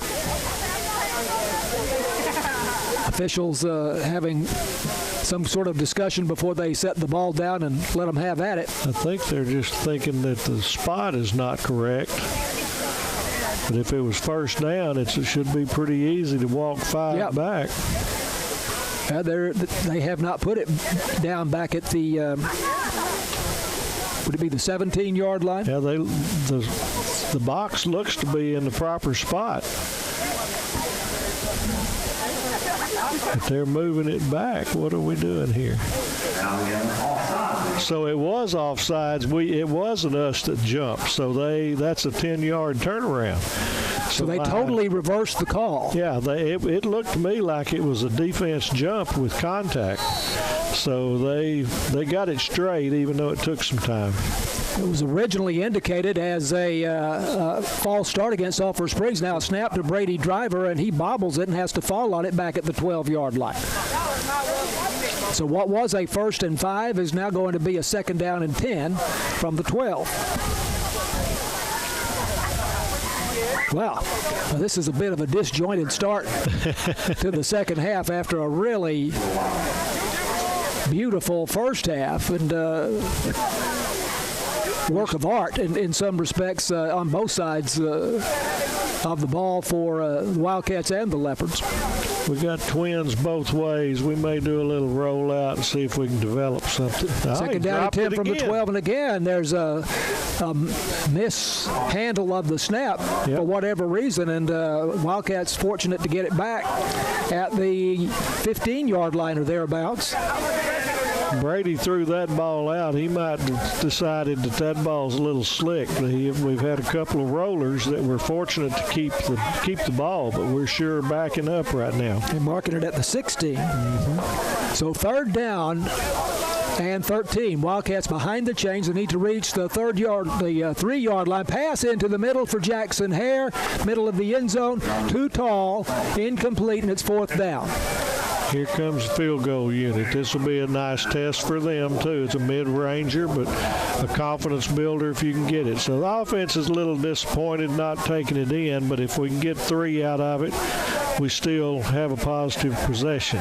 This would look like a 32 or 33-yard field goal for Eric Rodriguez. Had the 34-yard field goal last week against Van Alstyne. This will be from 33 yards, right between the hash marks, straight on. 33-yard field goal attempt on 4th and 13. Kick is low, and it is no good. Looks like it maybe went under the crossbar there, Tony. Yeah, he didn't get a real good kick out of that one. I don't know if there was enough pressure or the hold looked okay, but that one just didn't have the arc that it needed to start with. So disappointing end to that possession, but you still got the field position right now, so defense should be rested from halftime, and let's see if they can hold them to a 3-and-out. By the way, that latest first down by Sulphur Springs was a Hooten Hardware first down. But now it's first down for Liberty-Eylau, trailing 36-22 with 7:09 left to go in the third quarter. That Wildcat drive went from their own 26 as deep as the 12-yard line of Liberty-Eylau, but the missed field goal of 33 yards ends the drive. First and 10 for Liberty-Eylau from the spread. Handoff on first down as they keep it on the ground, and here's a substantial gain over the right side up to about the 24-yard line. 4-yard gain. That's just didn't ever get it going. They just power play, and the defense held it for minimal, but it was okay. It's Juwan Johnson on the carry for the Leopards. Second down and 6 as they move from right to left. Wide out left, wide out right. And here's a bobbled snap, and Pipes in trouble and throws it away. Almost got it intercepted. Fortunate that he didn't get it intercepted. One of the Wildcats over there nearly came up with that, and that was Braxton Wall. Yep, he sniffed that one out. I think that was going to be a screen, but it was a bad snap, and so all of a sudden, in the span of about 5 plays for both sides, we've had 3 bad snaps. So something's crooked in Denmark. Maybe they got the ball that Brady threw out. Yeah, I don't know, but something in the water here that is got them off their feet. To mix a metaphor. Here's a pitch out on this third down and 5, and going to be a gain of 1 or 2 coming to the near side for Juwan Johnson, but nowhere near enough for a first down. And the tackle by Truth Holmes for Sulphur Springs, the sophomore. That was textbook of a straight option. Cornerback forced it in, and the pursuit came from the inside out and made the tackle. So 4th and 4 punting situation. We ought to see another one of those rugby punts that I don't like. But Britton Pipes, the quarterback, is the punter for Liberty-Eylau. Skylar Lewis is back there for Sulphur Springs. Again, the rugby-style punt. He runs with it several steps to his right before he kicks it, and he kicks it away from Skylar Lewis. No chance for the return, and it is down at the 33-yard line of the Wildcats. So Sulphur Springs defense gets off the field, 3-and-out, and they give the ball right back to the Wildcats. The Wildcats offense at the 33-yard line. So we had big running plays on that first series of the second half, but didn't finish it up. So we'll see whether or not we're going to stay on the ground and try to pound this out, or if we open it up a little. Wildcats leading 36-22. Got trips left, so we might try something here. 3 men wide to the far side and a running back to the right of Brady Driver. Hand off to the back. I believe that's Cameron Jefferson. It is. Between the tackles goes Cameron Jefferson across the 35 up to the 37-yard line for a gain of 4 yards. It'll be second down about 6. As Jashun Weatherall, junior defensive back, makes the tackle. Good strong run, good push by the offensive line, but LE still held their ground on that one. Wildcats leading 36-22, just over 5 minutes left to go in the third quarter. We've had no scoring here in the third quarter. Sulphur Springs moving left to right, handoff. Cameron Jefferson, big hole up the middle. Jefferson in the open field across the 50 down to the 42-yard line. Big gain for Sulphur Springs, and it is Greg London that makes the tackle for the Leopards. He made a really nice step at the 50, cut it left, and got an extra nearly about 8 yards out of it because they had him dead to rights at midfield, and he kept it moving, kept leaning. Good play. 21 yards on the game by Cameron Jefferson. First down, and this is a Hooten Hardware first down for Sulphur Springs. Snap to Brady Driver. Cameron Jefferson covering up the ball and has another big gain for the Wildcats up the middle. Got 9 out of that one. Across the 35 down to the 32-yard lines for that's a 9-yard gain, as Tony told you. He's not a big back, but he's a strong back. He really runs well and has some good drive. Carter Stanley made the tackle for the Leopards. 2nd and 1 for Sulphur Springs. 4 minutes left to go third quarter. Sulphur Springs now driving, leading by 14 points, 36-22. Brady Driver, the senior quarterback, has a man in motion from left to right. Play action pass. Driver in the pocket, now moving to his right, throwing to the sideline, but the receiver, Jackson Hare, out of bounds and not able to catch it anyway, incomplete. So it will be 3rd down and 1. And Tony, I think Sulphur Springs is confident with Brady Driver carrying the ball. They can get just about a yard anytime they want to get. He's got 2 plays to get that yard because right where they're sitting, there's no doubt it's 4-down territory. So you're fixing to see number 4 twice if necessary. Grayson Reams lines up as the H-back behind the left tackle. Handoff goes to Cameron Jefferson. Jefferson with a little wiggle. Bounces outside, inside the 20, down the sideline, still on his feet, and gets out of bounds over on the far side at about the 10-yard line, thereabouts. That's a 22-yard gain by Cameron Jefferson. I haven't lost my knack for calling plays. I know last year I called about 3 in a row and decided I wouldn't do it. I had more confidence in that one, and I've still got it. Yeah, well. But we like the results of the play, so I'll gladly say I was wrong when we get a 22-yard run. Brady Driver handing off instead of keeping it himself, which he might well have done on that 3rd down and 1. So it's now 1st down at the 11-yard line of Liberty-Eylau. Snap to Driver, handoff Jefferson. Jefferson trying to use his blockers here and picking his way, but not getting very far, and perhaps getting back to the line of scrimmage, and that's about it.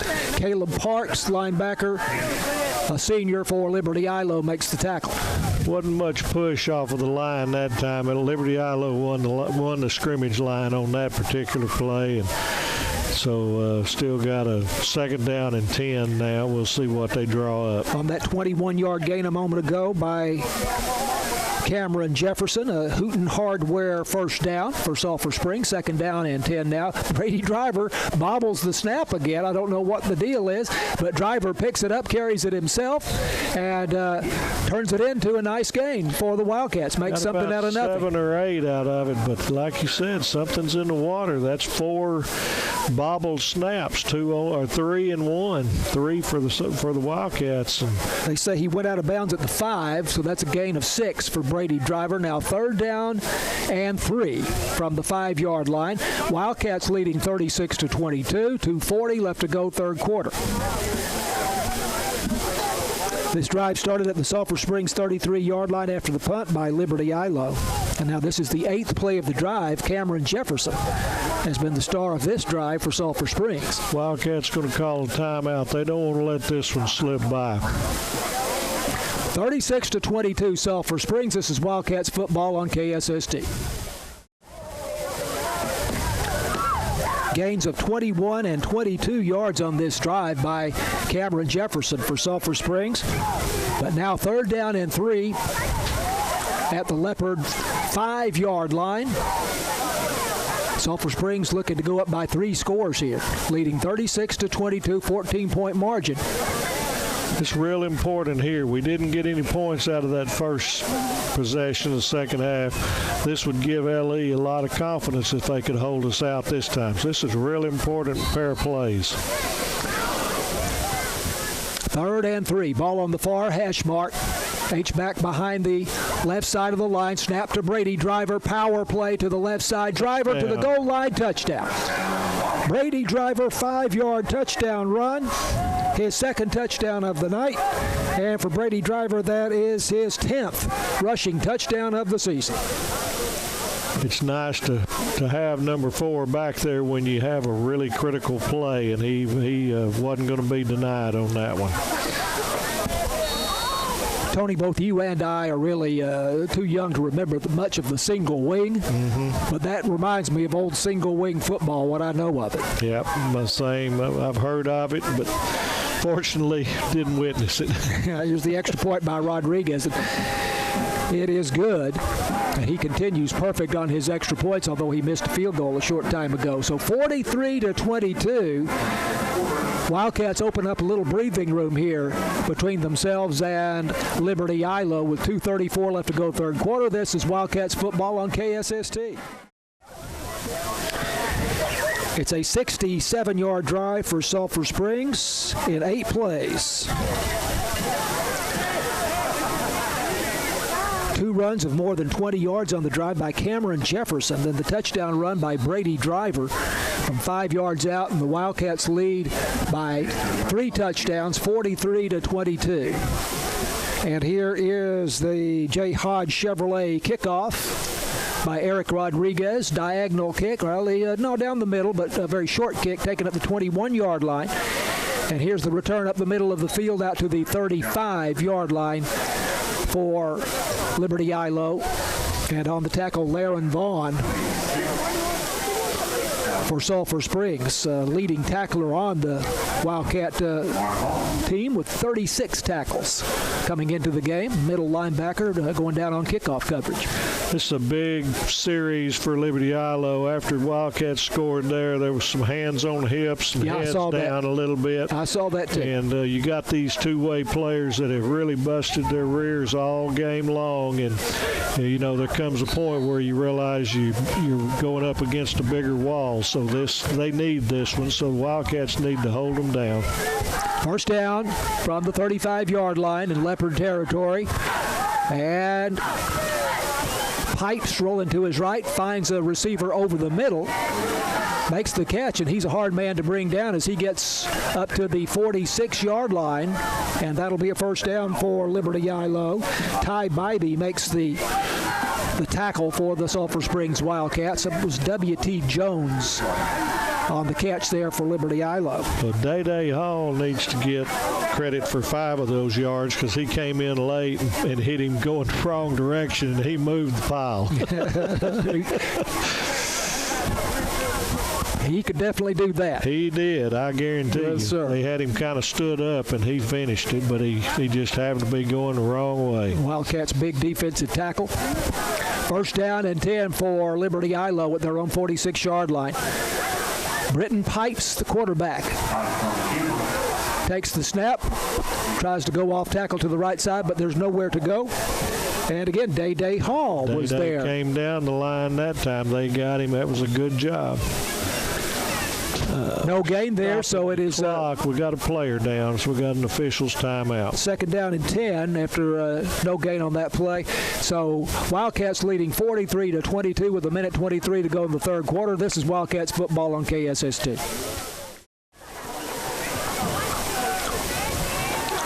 Wildcat player slightly shaken up on that previous play. He walks off the field on his own power, and so we are ready to go again. You say the Rangers have won tonight. They won. They actually got into the bullpen, and they hung on. That's been that has been quite interesting this second half of the season. Yeah, white knuckle time. Too many opportunities have been just of that nature. Maybank is up 23-7. That's one of our district foes, but playing Waxahachie Life, that's not a big school. Here's second down and 10. Britton Pipes for Liberty-Eylau passing, and it is complete to W.T. Jones. And Jones all the way to the Sulphur Springs 28-yard line. Jones coming across the middle. Eluded a couple of Wildcat tacklers and will have first down at the Sulphur Springs 30-yard line. So that's a gain of 24 yards. If that was a gain of 24 yards, did you see who finished off the tackle? Was Liberty-Eylau. 24 yards down the field. Wow. Our defensive nose man was down there 24 yards, hustling. He'll get a star for that one come film time. They marked the ball at the 28-yard line, so that's a 26-yard gain to W.T. Jones, and a handoff right up the middle and going nowhere. And once again, there's that. Liberty-Eylau. Wow. How many times have we said his name in the last 5 minutes? That was Greg London on the carry for the Leopards. Or I beg your pardon, Jawan Johnson on the carry. Jawan Johnson. As Tony has remarked a couple of times tonight, very nice-looking jerseys, the maroon jerseys with black numbers and white outline, but those numbers a little hard sometimes to pick up from a distance, especially when you're our age, Tony. Well, in 25 years of officiating, I had 25 years of people calling me blind, so maybe they were right. I guess they were right after all. So second down and 10. Wide out to either side, play action pass, pipes into the end zone, and it is a touchdown. What a throw and catch. That was perfect. 14. That is Jashawn Weatherall, that was junior just a receiver. Beautiful play. A nice little fake to hold the people in, and then a flag pattern in the back of the end zone, and he laid it up perfectly. 28-yard touchdown pass from Britton Pipes to Jashawn Weatherall. Weatherall, as I recall, just had one catch, but that was for 33 yards, I believe, coming into the game. And he's a home run receiver there for. Yep. Going to line up for two again. They're down by several, so they're going to try to get all they can. 43-28, and a handoff, and it's going nowhere. Caught in the backfield and dropped for a loss. The ball carrier for Liberty-Eylau. And Day-Day's getting off of the bottom. He had some of it anyway. Braxton Hall also for Sulphur Springs there. So the two-point conversion is no good. 43-28 the score remains with the Wildcats on top and 11 seconds left to go in the third quarter. This is Wildcats football on KSST. It's a 65-yard drive for Liberty-Eylau in 4 plays. 26-yard pass to W.T. Jones was a big play on the drive, but then the 28-yard touchdown pass. Beautiful connection between Britton Pipes and his receiver, Jashawn Weatherall. Checking on some other scores from the county, the Como-Picton Eagles are enjoying some success tonight against Rivercrest. They're up 38-0 at midway of the third quarter. So great. Good job by them. They're playing at Winsboro, I believe, tonight. Yes. Kaufman is playing Sunnyvale, and Kaufman is up 29-28 just starting the fourth quarter. Interesting. So again, Kaufman is one of our district foes. Sunnyvale has had some good years. They have. Of late, so that's pretty impressive outcome for Kaufman if they hold on and win.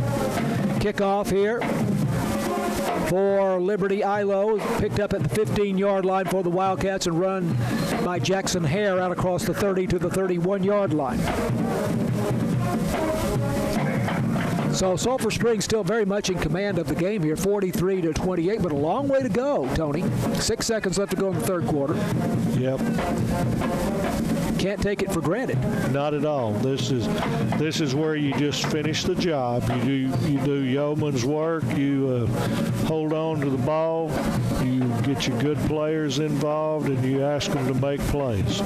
Wildcats had a 67-yard drive on their last possession. Picked up the touchdown on the 5-yard 30-yard run by Brady Driver. So here we go from the 30-yard line. On first down, there's Cameron Jefferson. Huge hole up the middle. Jefferson burst through it all the way out to the 50-yard line for a gain of 20 yards. I don't know how many times that's happened on first down, but we just happened to run a trap in the middle, and it's just like the seas are parting, and they've put their foot down and run. End of the third quarter. By the way, that Wildcat offensive line, Isaac Alexander, Aiden McCarroll, Jeff Stevenson, Brandon Vasquez, Vincent Johnson doing a great job. End of the third quarter, Sulphur Springs 43, Liberty-Eylau 28. This is Wildcats football on KSST. Start of the fourth quarter, Sulphur Springs leading 43-28. Brady Driver handing off up the middle. That's Cameron Jefferson again. Look at him, man. This. He is just impossible man to bring down right now. That's determination. He goes through the line and looked like he was going to maybe get 2 or 3 yards, and he ends up getting the first down at the 41-yard line of Liberty-Eylau. They snapped the ball before Liberty-Eylau was set. This one didn't go quite as much, but LA's a little disjointed at the moment. Once again, Cameron Jefferson on the carry, and he picks up, I guess that's going to be 5 yards. We've got a flag coming in. I think we may have 12 on the field for defense. Yep, illegal substitution. We got 12 men on the field. That's going to add 5 and make it 2nd and 1. Gain was 4 yards. That was the play before. They're going to get the 5 yards instead of the gain. So it would be 1st and 5? Yes. They'd already moved the box, so that's what got me. Cameron Jefferson, by the way, coming into the game, had 17 carries for 58 yards, 3.4 yards per carry. Respectable numbers, but nothing like what we've seen from him tonight. He's been possessed on a couple of those. Kind of brings back the old Marion Barber days from the Cowboys where he'd just lower his head and go. Here's 1st and 5 for Sulphur Springs from the 36-yard line. Fake to Jefferson. Flags down. They stop the play. Atten's coming against us. Right tackle moved a little quick. I thought he pulled out. False start, so this will be now a standard 1st and 10. Yep. For Sulphur Springs from the 41-yard line. And in all honesty, it hadn't been a whole lot of penalties. It seems like they come in spurts, but for the most part, I think they've done a pretty decent job. We don't want to watch the officials. We want to play ball and let them chase footballs. So far, the second half has not been as pretty example of football as the first half was. Correct. 1st down and 10. Handoff Jefferson, right tackle. Big hole. Jefferson ran over a man over on the far side and is down to about the 22-yard line of Liberty-Eylau. Whatever the coaches thought about Mr. 22, they're now getting a new idea of him because he has turned into a power back. He made a good dip and cut outside, and then he lowered the boom on that defensive back. 19 yards on the gain by Cameron Jefferson. 1st down, Wildcats at the 20-yard line. And Jefferson between the tackles. A man possessed. Got a flag, so that's going to be a hold where that one is. Come back 10. Indication is holding against the Wildcats. That'll wipe out that 4-yard gain by Cameron Jefferson. And I think what you're going to see the coaches do right now, they want him to finish this off. He's run hard. He deserves to cross that goal line and get his name in the books.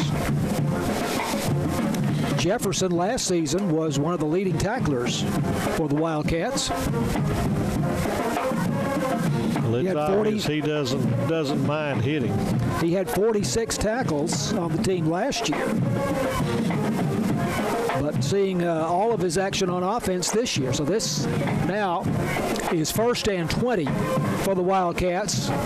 As Driver rolling out and throwing across his body again, rolling out from right to left, and nobody really out there. Another flag. So I spoke too soon. We got another hold. I don't think they'll take this one. It's already 1st or 2nd and 20. I don't think they'll back us up. I may be wrong. That was the 1st and 20 play, and looks like they are going to take the penalty. Coaches these days almost always will take the yards rather than the down, it seems to me. Yeah. I agree with you. I think I would rather sometimes not give the other team that down back, especially an explosive team like Sulphur Springs. So this is going to be 1st and 30, is that right? It should be. From the 40-yard line, they need to reach the 10. Remind me to quit saying what's fixing to happen, or else just go bet against it. 1st and 30. They set up a screen pass to Jackson Hare, and Hare is brought down almost immediately. In fact, they're fortunate they didn't get that intercepted. That's what I thought was happening. I thought he had cut in front. We were fixing to see a pick six, so at least the angle was wrong. But, yeah, they had that one red. So now 2nd down and 31, 2 holding penalties against Sulphur Springs on this drive. It is 2. Is that right? Uh-huh. Line to gain is, we'll make it the 11-yard line. So this is 2nd and 30 from the 41. 3 men wide to the near side and 1 to the far side for the Wildcats. And off Cameron Jefferson. Jefferson off the left side, hit and brought down after a short gain, this time to the 37-yard line.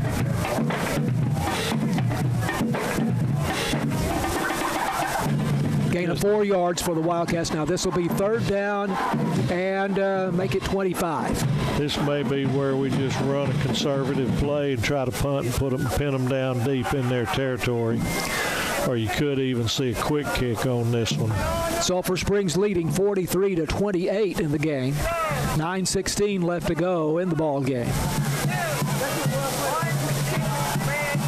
Need to reach the 11-yard line from the 37. So that's 26. Yeah, 3rd and 26. Timeout, Sulphur. Wildcats take a timeout, and this thing, what was a very artful game in the first half, is anything but that here in the second half. 43-28, Wildcats lead. This is Wildcats football on KSST. Wildcats football on KSST. John Mark Dempsey along with Tony Flippin. Chad Young not able to make it tonight. Other fish to fry. Chad will be back with us in 2 weeks when the Wildcats open district play at Community in Nevada. Must have been a teaching moment on this timeout because there's not very many 3rd and 31s called up. Brady Driver in the pocket to throw, feeling the pressure, and he is going to be brought down. I don't know if that will be considered a sack or not. He did get maybe back to the line of scrimmage. I guess perhaps he crossed the line. He got a little bit. To the 36-yard line. But now it's 4th down. Here comes a pooch kick, and they're going to kick it out of bounds, I would assume, to try to keep those backs from getting it. 4th and 26 for Sulphur Springs. He's not in punt formation, but he may back into it. Wildcats had penetrated as far as the Liberty-Eylau 22-yard line on this drive. Driver in regular shotgun formation kicks it away, and it is fielded at the 2-yard line for Liberty-Eylau, and a return going to be attempted here out to the 10, down the sideline. Look out, he's out of bounds, or is he over on the far side? That's a pretty nice return over there on the far side. Yep. He shouldn't have kicked that down the middle.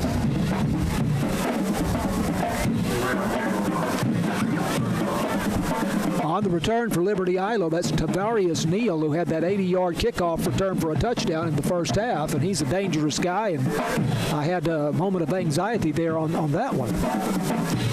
As the short punt by Brady Driver fielded at the 2-yard line by Neal, and Neal returns it out to the 25-yard line. So a 30-yard punt by Brady Driver from shotgun formation, not deep punt formation. Wildcats leading 43-28, 15-point lead, 8:04 to go in the ballgame.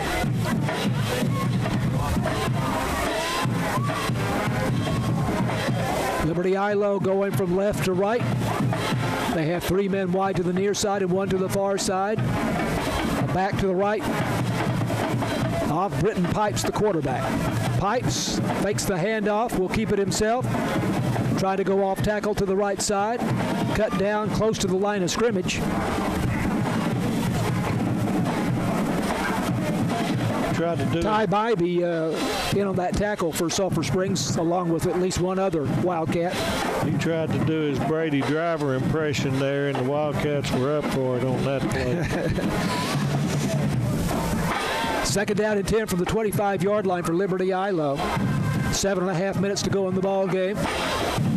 2 wideouts to either side. Pipes drops the ball, picks it up. Now going to be brought down at the 22-yard line for a loss of 3 yards for Liberty-Eylau. I'm surprised they didn't call that incomplete, because it looked to me like he tried to pump it, and then all of a sudden it was on the ground, but we'll take it. Well, he dropped the ball for whatever reason. And again, we had some rain here before the ball game, and the field may be a little bit damp. I know the stands are still damp. Still got a little bit, yep. Could be. Leopards behind the chains, 3rd and 12 from the 23-yard line. 3 men to the far side, 1 to the near side. Pipes in the shotgun. Back pedals, throwing deep down the middle, and contested at the 40-yard line and incomplete. Well played by number 16, T.J. Peter. No, that's 15. I don't have a 16. That was well played. Intended by Tavarius Neal. So 4th down and 12 for Liberty-Eylau, trailing by 15 points with 6.5 minutes to go in the ball game, but apparently they will punt. You would think, because they can't afford to give us a short field. Several players are way slow getting back to the huddle. I think we're getting a little dejection.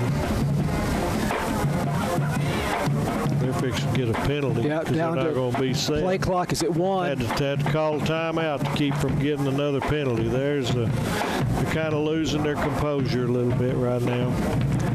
We'll keep it right here. We will discuss the circumstances of the ball game here as we have the opportunity. 43-28, the Wildcats leading over Liberty-Eylau and very much in command of this game. Little frustration coming out on LE. They've played hard and they've played well, but there's a little frustration. We talked about before the game that they played Mount Pleasant here a couple of weeks ago, and that game was stopped at halftime because of lightning, just like the Wildcats had their game with Hallsville stopped late in the game because of lightning. But that game was stopped at halftime. But Liberty-Eylau was leading Mount Pleasant 12-6 at halftime. Well, and that's a kind of a textbook example of a school that has a bunch of two-way players. They had enough juice in them to play that half. If they had played second half, more than likely it would have come back. He was on his knee there on the snap. We're fixing to get 1st and 10 at the 11-yard line. Had a low snap, and the punter went down on a knee to catch the ball. Referee was actually watching this time. So wheels starting to come off here for Liberty-Eylau, trailing 43-28 with 6.5 minutes left to go.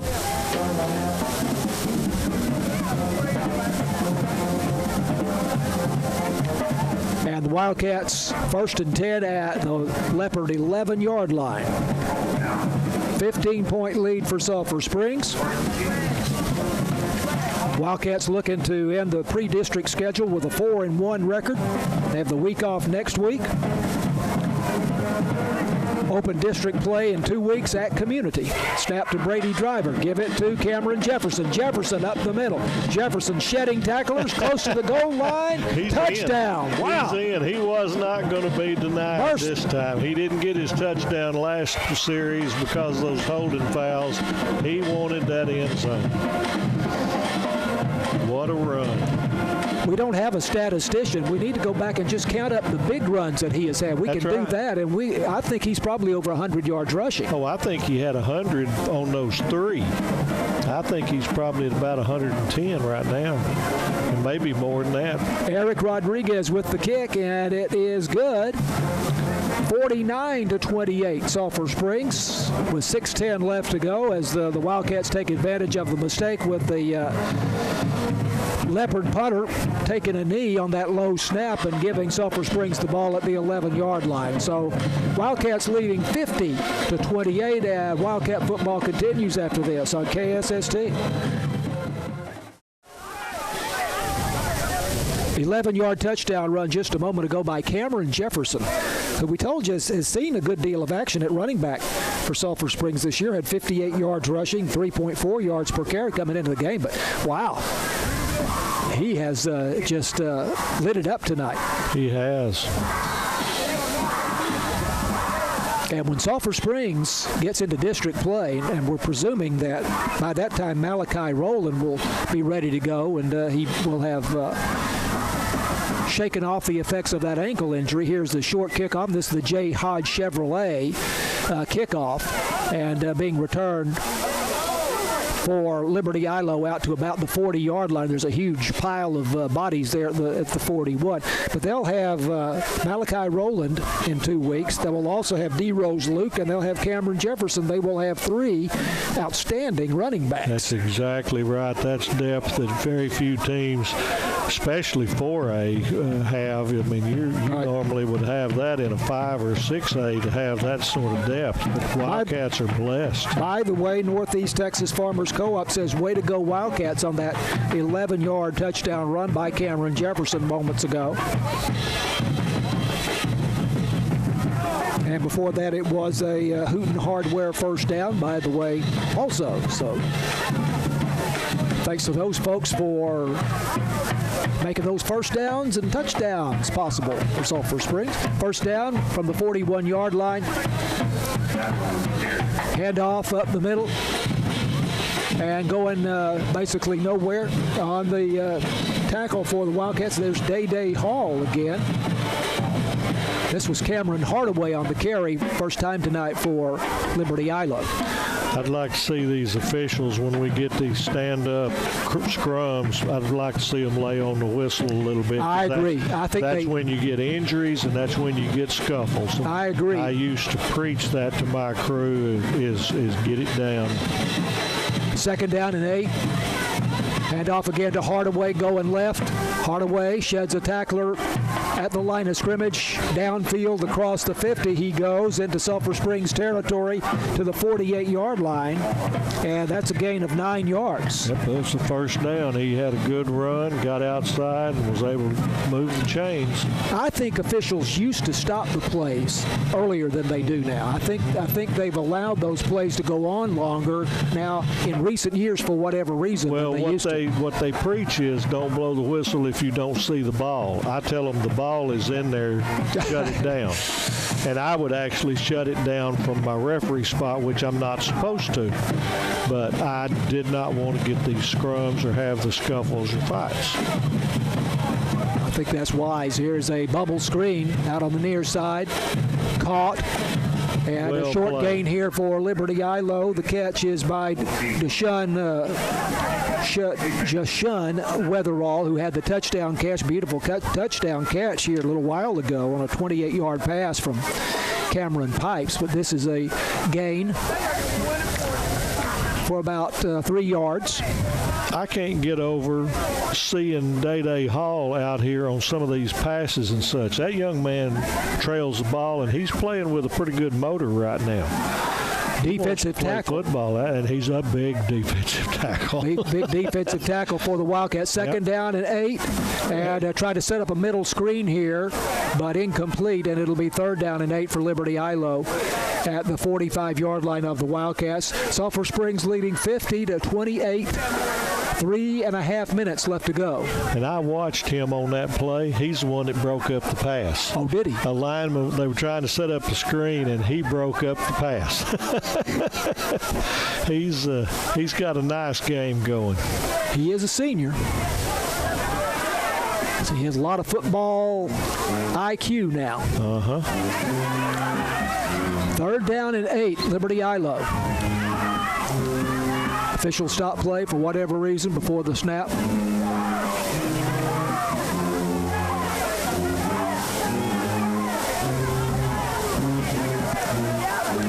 reset the clock. Must not have reset it, and that way keep from getting a delay. 3:08 to go. Wildcats up 50-28.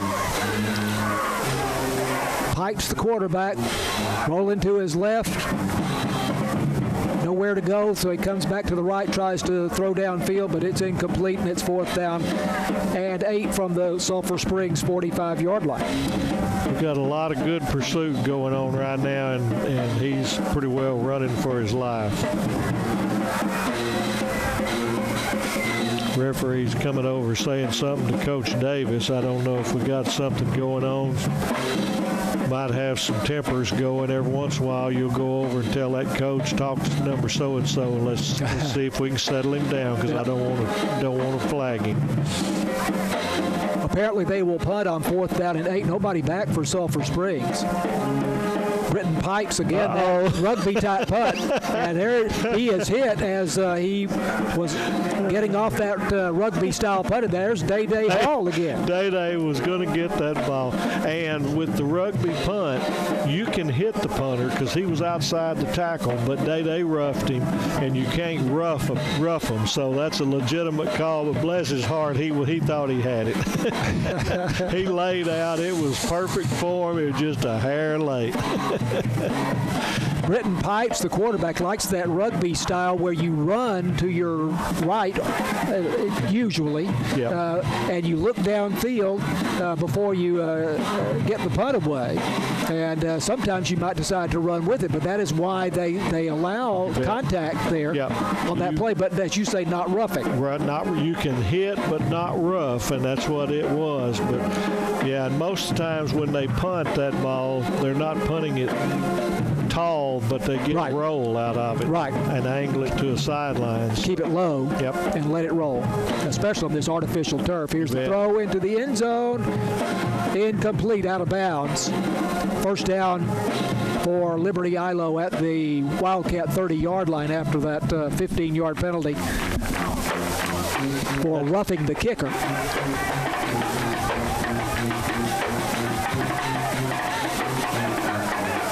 .243 left to go in the ball game. As we told you, Wildcats have the week off next week and then start district play 2 weeks from tonight in Nevada against the Community Braves. That'll be a big game. That first district game's always one you've got to get. 2 wideouts to the far side, 1 to the near side. Hadaway, stiff arm, sheds a tackle, turns upfield. Bumped out of bounds over on the far side, and a 1st down for Liberty-Eylau at the 17-yard line of Sulphur Springs. That's a 13-yard gain. Hadaway showing some running ability here on this drive. This is where it's tough for Sulphur Springs because you get a little bit complacent, feeling good about the outcome of the ball game, and it's hard to put that same effort in every play. So need to buckle our chin straps and finish this off. 1st down at the Sulphur Springs 17-yard line. Britton Pipes, the quarterback, handing off. Once again, this is Hadaway going right. Hadaway makes the corner. Turns upfield. Inside the 10-yard line he goes. And it'll be 1st down and goal at the 7-yard line for Liberty-Eylau. Alex King on the tackle for the Sulphur Springs Wildcats. 1st down and goal. 7-yard line. Clock is rolling now with 2:12 left to go in the ball game. Sulphur Springs leading 50-28. 2 men wide to the left side, 1 to the near side in the spread for the Leopards. Snap to Britton Pipes. Pipes going for the corner, and looks like he stepped in just inside the pylon for the touchdown. Britton Pipes. That was my blind corner, so I have to depend on you. Pipes 7-yard touchdown run. And that'll be his 2nd rushing touchdown of the season. Actually, I think that's his 3rd because I believe he had 1 in the 1st half. I think you're right. 1:56 left in the ball game. Lining up. Looks like they're going to kick it now. The outcome still is pretty well determined, so they're going to work on their kicking game since they missed one earlier. Pipes had a 2-point conversion in the first half. Is that what it was? Not a touchdown, okay. right. Okay. So it will be his second rushing touchdown. Okay. 50-34, the Wildcats leading with 1:56 left to go in the ball game. Pipes is the extra point kicker, and this one is blocked, and the Wildcats could return this for 2 points. It is scooped up, and now into the open field. There goes a Sulphur Springs Wildcat, and this is Braxton Wall, who's going to score 2 points on the return. Nope, it's not Braxton Wall. It's another Wildcat instead, and I have to tell you that we do not have that number. I think that's Is that number 16? Number 16 for whom we do not have a number. That's right. So we'll have to check on that before the next game. And sometimes it's a player that is a well-known player or an established player, but for whatever reason he's wearing a different jersey for this particular game. But that's 2 points for the Wildcats, and that's now 52-34. And I promise you that white hat down there is out of breath. That's the worst play you can have as a referee is expecting a kick and get it blocked and know you got to go 80 yards and that's your goal line. 34 for Liberty-Eylau, but 52 now for Sulphur Springs. So let's take a break. This is Sulphur Springs football on KSST. It's a 59-yard drive for Liberty-Eylau in 7 plays. We're lining up expecting an onside kick. Only got one player back. You've got 10 players bunched in.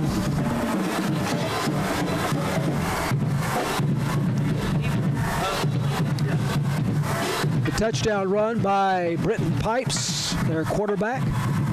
And then the extra point blocked and returned for 2 points by the Wildcats. And here's the return for Sulphur Springs on a short kickoff taken at the 20-yard line and returned out across the 30-yard line. We'll see where he says that he went out after the J. Hodge Chevrolet kickoff.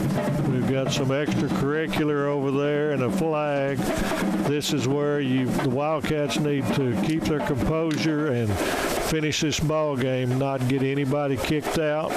We had a helmet loose, so I don't know if they saw that second person or what. We'll have to let them sort this out. Line of scrimmage will be the 30-yard line, and this will be a Hooten Hardware first down for Sulphur Springs. Wildcats leading 52-34 now. Liberty-Eylau led in this ball game 14-7. Yep. Late in the first quarter, but Sulphur Springs came back and scored on a 6-yard run by Brady Driver, and then you remember that the Wildcats got the extra point, but there was a penalty against Liberty-Eylau, and the Wildcats decided to take that point off the board, and then Driver got the 2-point conversion himself, and they took the lead then 15-14, and I believe I'm correct that Sulphur Springs has led all the way since then, although it has been very competitive, or at least it was through the first half. Okay, we had a dead ball, unsportsmanlike against the Wildcats, but there was no ejection. This is where it's critical, because if you were to get ejected right now, you miss the entire ball game next week. Oh, is that right? You wherever you were, and I believe is the rule, if it's the second quarter, you miss the first half of the next ball game. So this is very important for both teams with district coming up. Keep your composure, get this ball game finished up, and don't have any stupid penalties. So 15-yard penalty against Sulphur Springs pushes it back to the 15-yard line, but it is first down and 10. 1:52 to go, and Sulphur Springs on top, 52-34. Brady Driver still in at quarterback for the Wildcats, and he hands off on first down. It's a short gain, and this is Grayson Reams, his first carry of the season for Sulphur Springs, normally the blocking back. Brady just H-back. went out now, and I think Mitchell will now quarterback, but all we're going to see from the Wildcats is just Yeah. hand off up the gut, run the clock out, punt the ball if you have to. So Caden Mitchell in the ball game at quarterback, and Mitchell had a touchdown pass in the first half as he lined up at receiver and took a little flip from Brady Driver on a reverse and then threw a touchdown. Grayson Reams, big First gain, down, up first the down. middle for Sulphur Springs. Reams out to the 25-yard line. That was Wyatt Watson who caught that touchdown pass in the first half from Caden Mitchell. It was a 25-yarder, and Wyatt Watson was wide open on that play. So this Inside is a minute. One Now- more play, and that's it. And then they don't have to snap. So if they wait till right now, they can snap it, and they don't have to do it again unless LE calls timeout, which I don't believe Coach Davis would do. 10-yard gain on that last play by Grayson Reams, down to 28 seconds. Play clock is at 7. Again, Caden Mitchell, first time we've seen him this year at quarterback. Played a lot last year for the Wildcats. Again, Grayson Reams takes the handoff. That should be it. He plows out to the 29-yard line for a gain of 4 yards, and that'll be the final play of the ball game. Both teams going to their benches now. Wildcats win it 52-34 in Texarkana against Liberty-Eylau. And we'll take a break, come back and wrap this thing up. This is Wildcats football on KSST. Final is 52-34. Scoreboard's already been turned off here at Liberty-Eylau, so good thing we write these things down. But Wildcats win it 52-34 to go 4-1 in pre-district play. And now 2 weeks off, and they get ready for District 8 4A Division I play at Nevada and Community High School, the Community Braves, 2 weeks from tonight. Tony. That, like I say, we need to get. Community hasn't had the best season in the world, but we don't take anything for granted. This is a brand new season. Everybody's 0-0. Very important to start off with your best foot forward, take care of business, and move forward toward what's anticipated as an Anna showdown in week 11. Against the Anna Coyotes, which should be the final district game on November 3rd at Anna, and every indication that could very well be for the district championship. If you get a chance, do you think you could look up any more scores? You bet. For us? Glad to. There are so many scores in this game. I'm not going to try to recap this thing score be out for of score. breath. I'll just mention some of the highlights. Wildcats scored. It's easy to forget some of this going back to the first half. Of the Wildcats scored on the second play from scrimmage, although Liberty-Eylau had the ball, but there was a fumble in the backfield, and Ty Bybee picked it up and returned it 35 yards for a touchdown to make it 7-0 Sulphur Springs. And we'll just mention some of the other key plays. Brady Driver, 6-yard touchdown run to put the Wildcats ahead to stay, and then Driver, the 2-point conversion also. And we mentioned a short time ago that 25-yard touchdown pass from Caden Mitchell lined up at a wideout, and then on a reverse throwing downfield for Wyatt Watson. That came about midway through the second quarter. We had Liberty-Eylau with an 80-yard kickoff return for a touchdown by Tavarius Neal. We had Wyatt Watson, another touchdown pass from Brady Driver to put the Wildcats up 29-22 midway through the second quarter. And then we had a drive there where Skylar Lewis was just spectacular for Sulphur Springs there at the end of the first half. Had a 19-yard catch, a 28-yard catch, and then a 10-yard touchdown catch on a back shoulder throw to the far corner, or the corner on the far side at the goal line from Brady Driver, and that put the Wildcats up 36-22 at halftime. And then somewhat sloppy second half. Brady Driver scored again on a 5-yard run. That was his second rushing touchdown of the night. Beautiful touchdown catch of 28 yards by Jashun Weatherall from Britton Piper for for Liberty-Eylau. And then, wow, what a show that Cameron Jefferson put on in the second half for Sulphur Springs. He got the 11-yard touchdown run for the Wildcats to cap off his evening. And before that, D. Rose Luke looked very good for the Wildcats.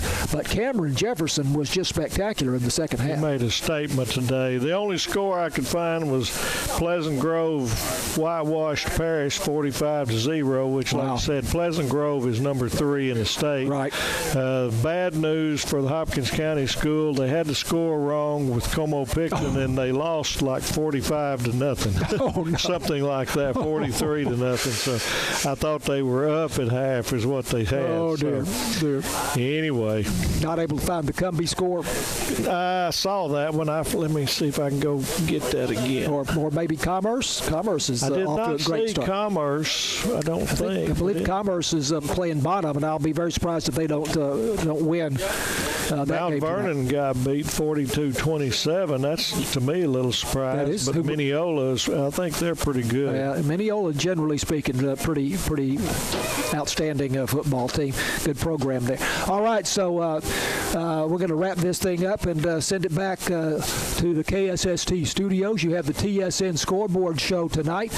Be going on for another hour or two, so stay tuned. A lot of those scores will be broadcast on TSN now in the next hour or so, so definitely stay tuned. So 52-34, the win tonight for the Wildcats on the road at Texarkana. Tony Flippin, I can't thank you enough for sharing your knowledge. I was glad not to be considered like the Rangers bullpen and come in here and blow it, so hopefully I at least held the lead. So. Well, you did more than that. Wildcats now 4-1 for the season as Liberty-Eylau goes to 1-3 now for the season. But Wildcats strong start here, and now they're ready for district play in 2 weeks against the Community Braves.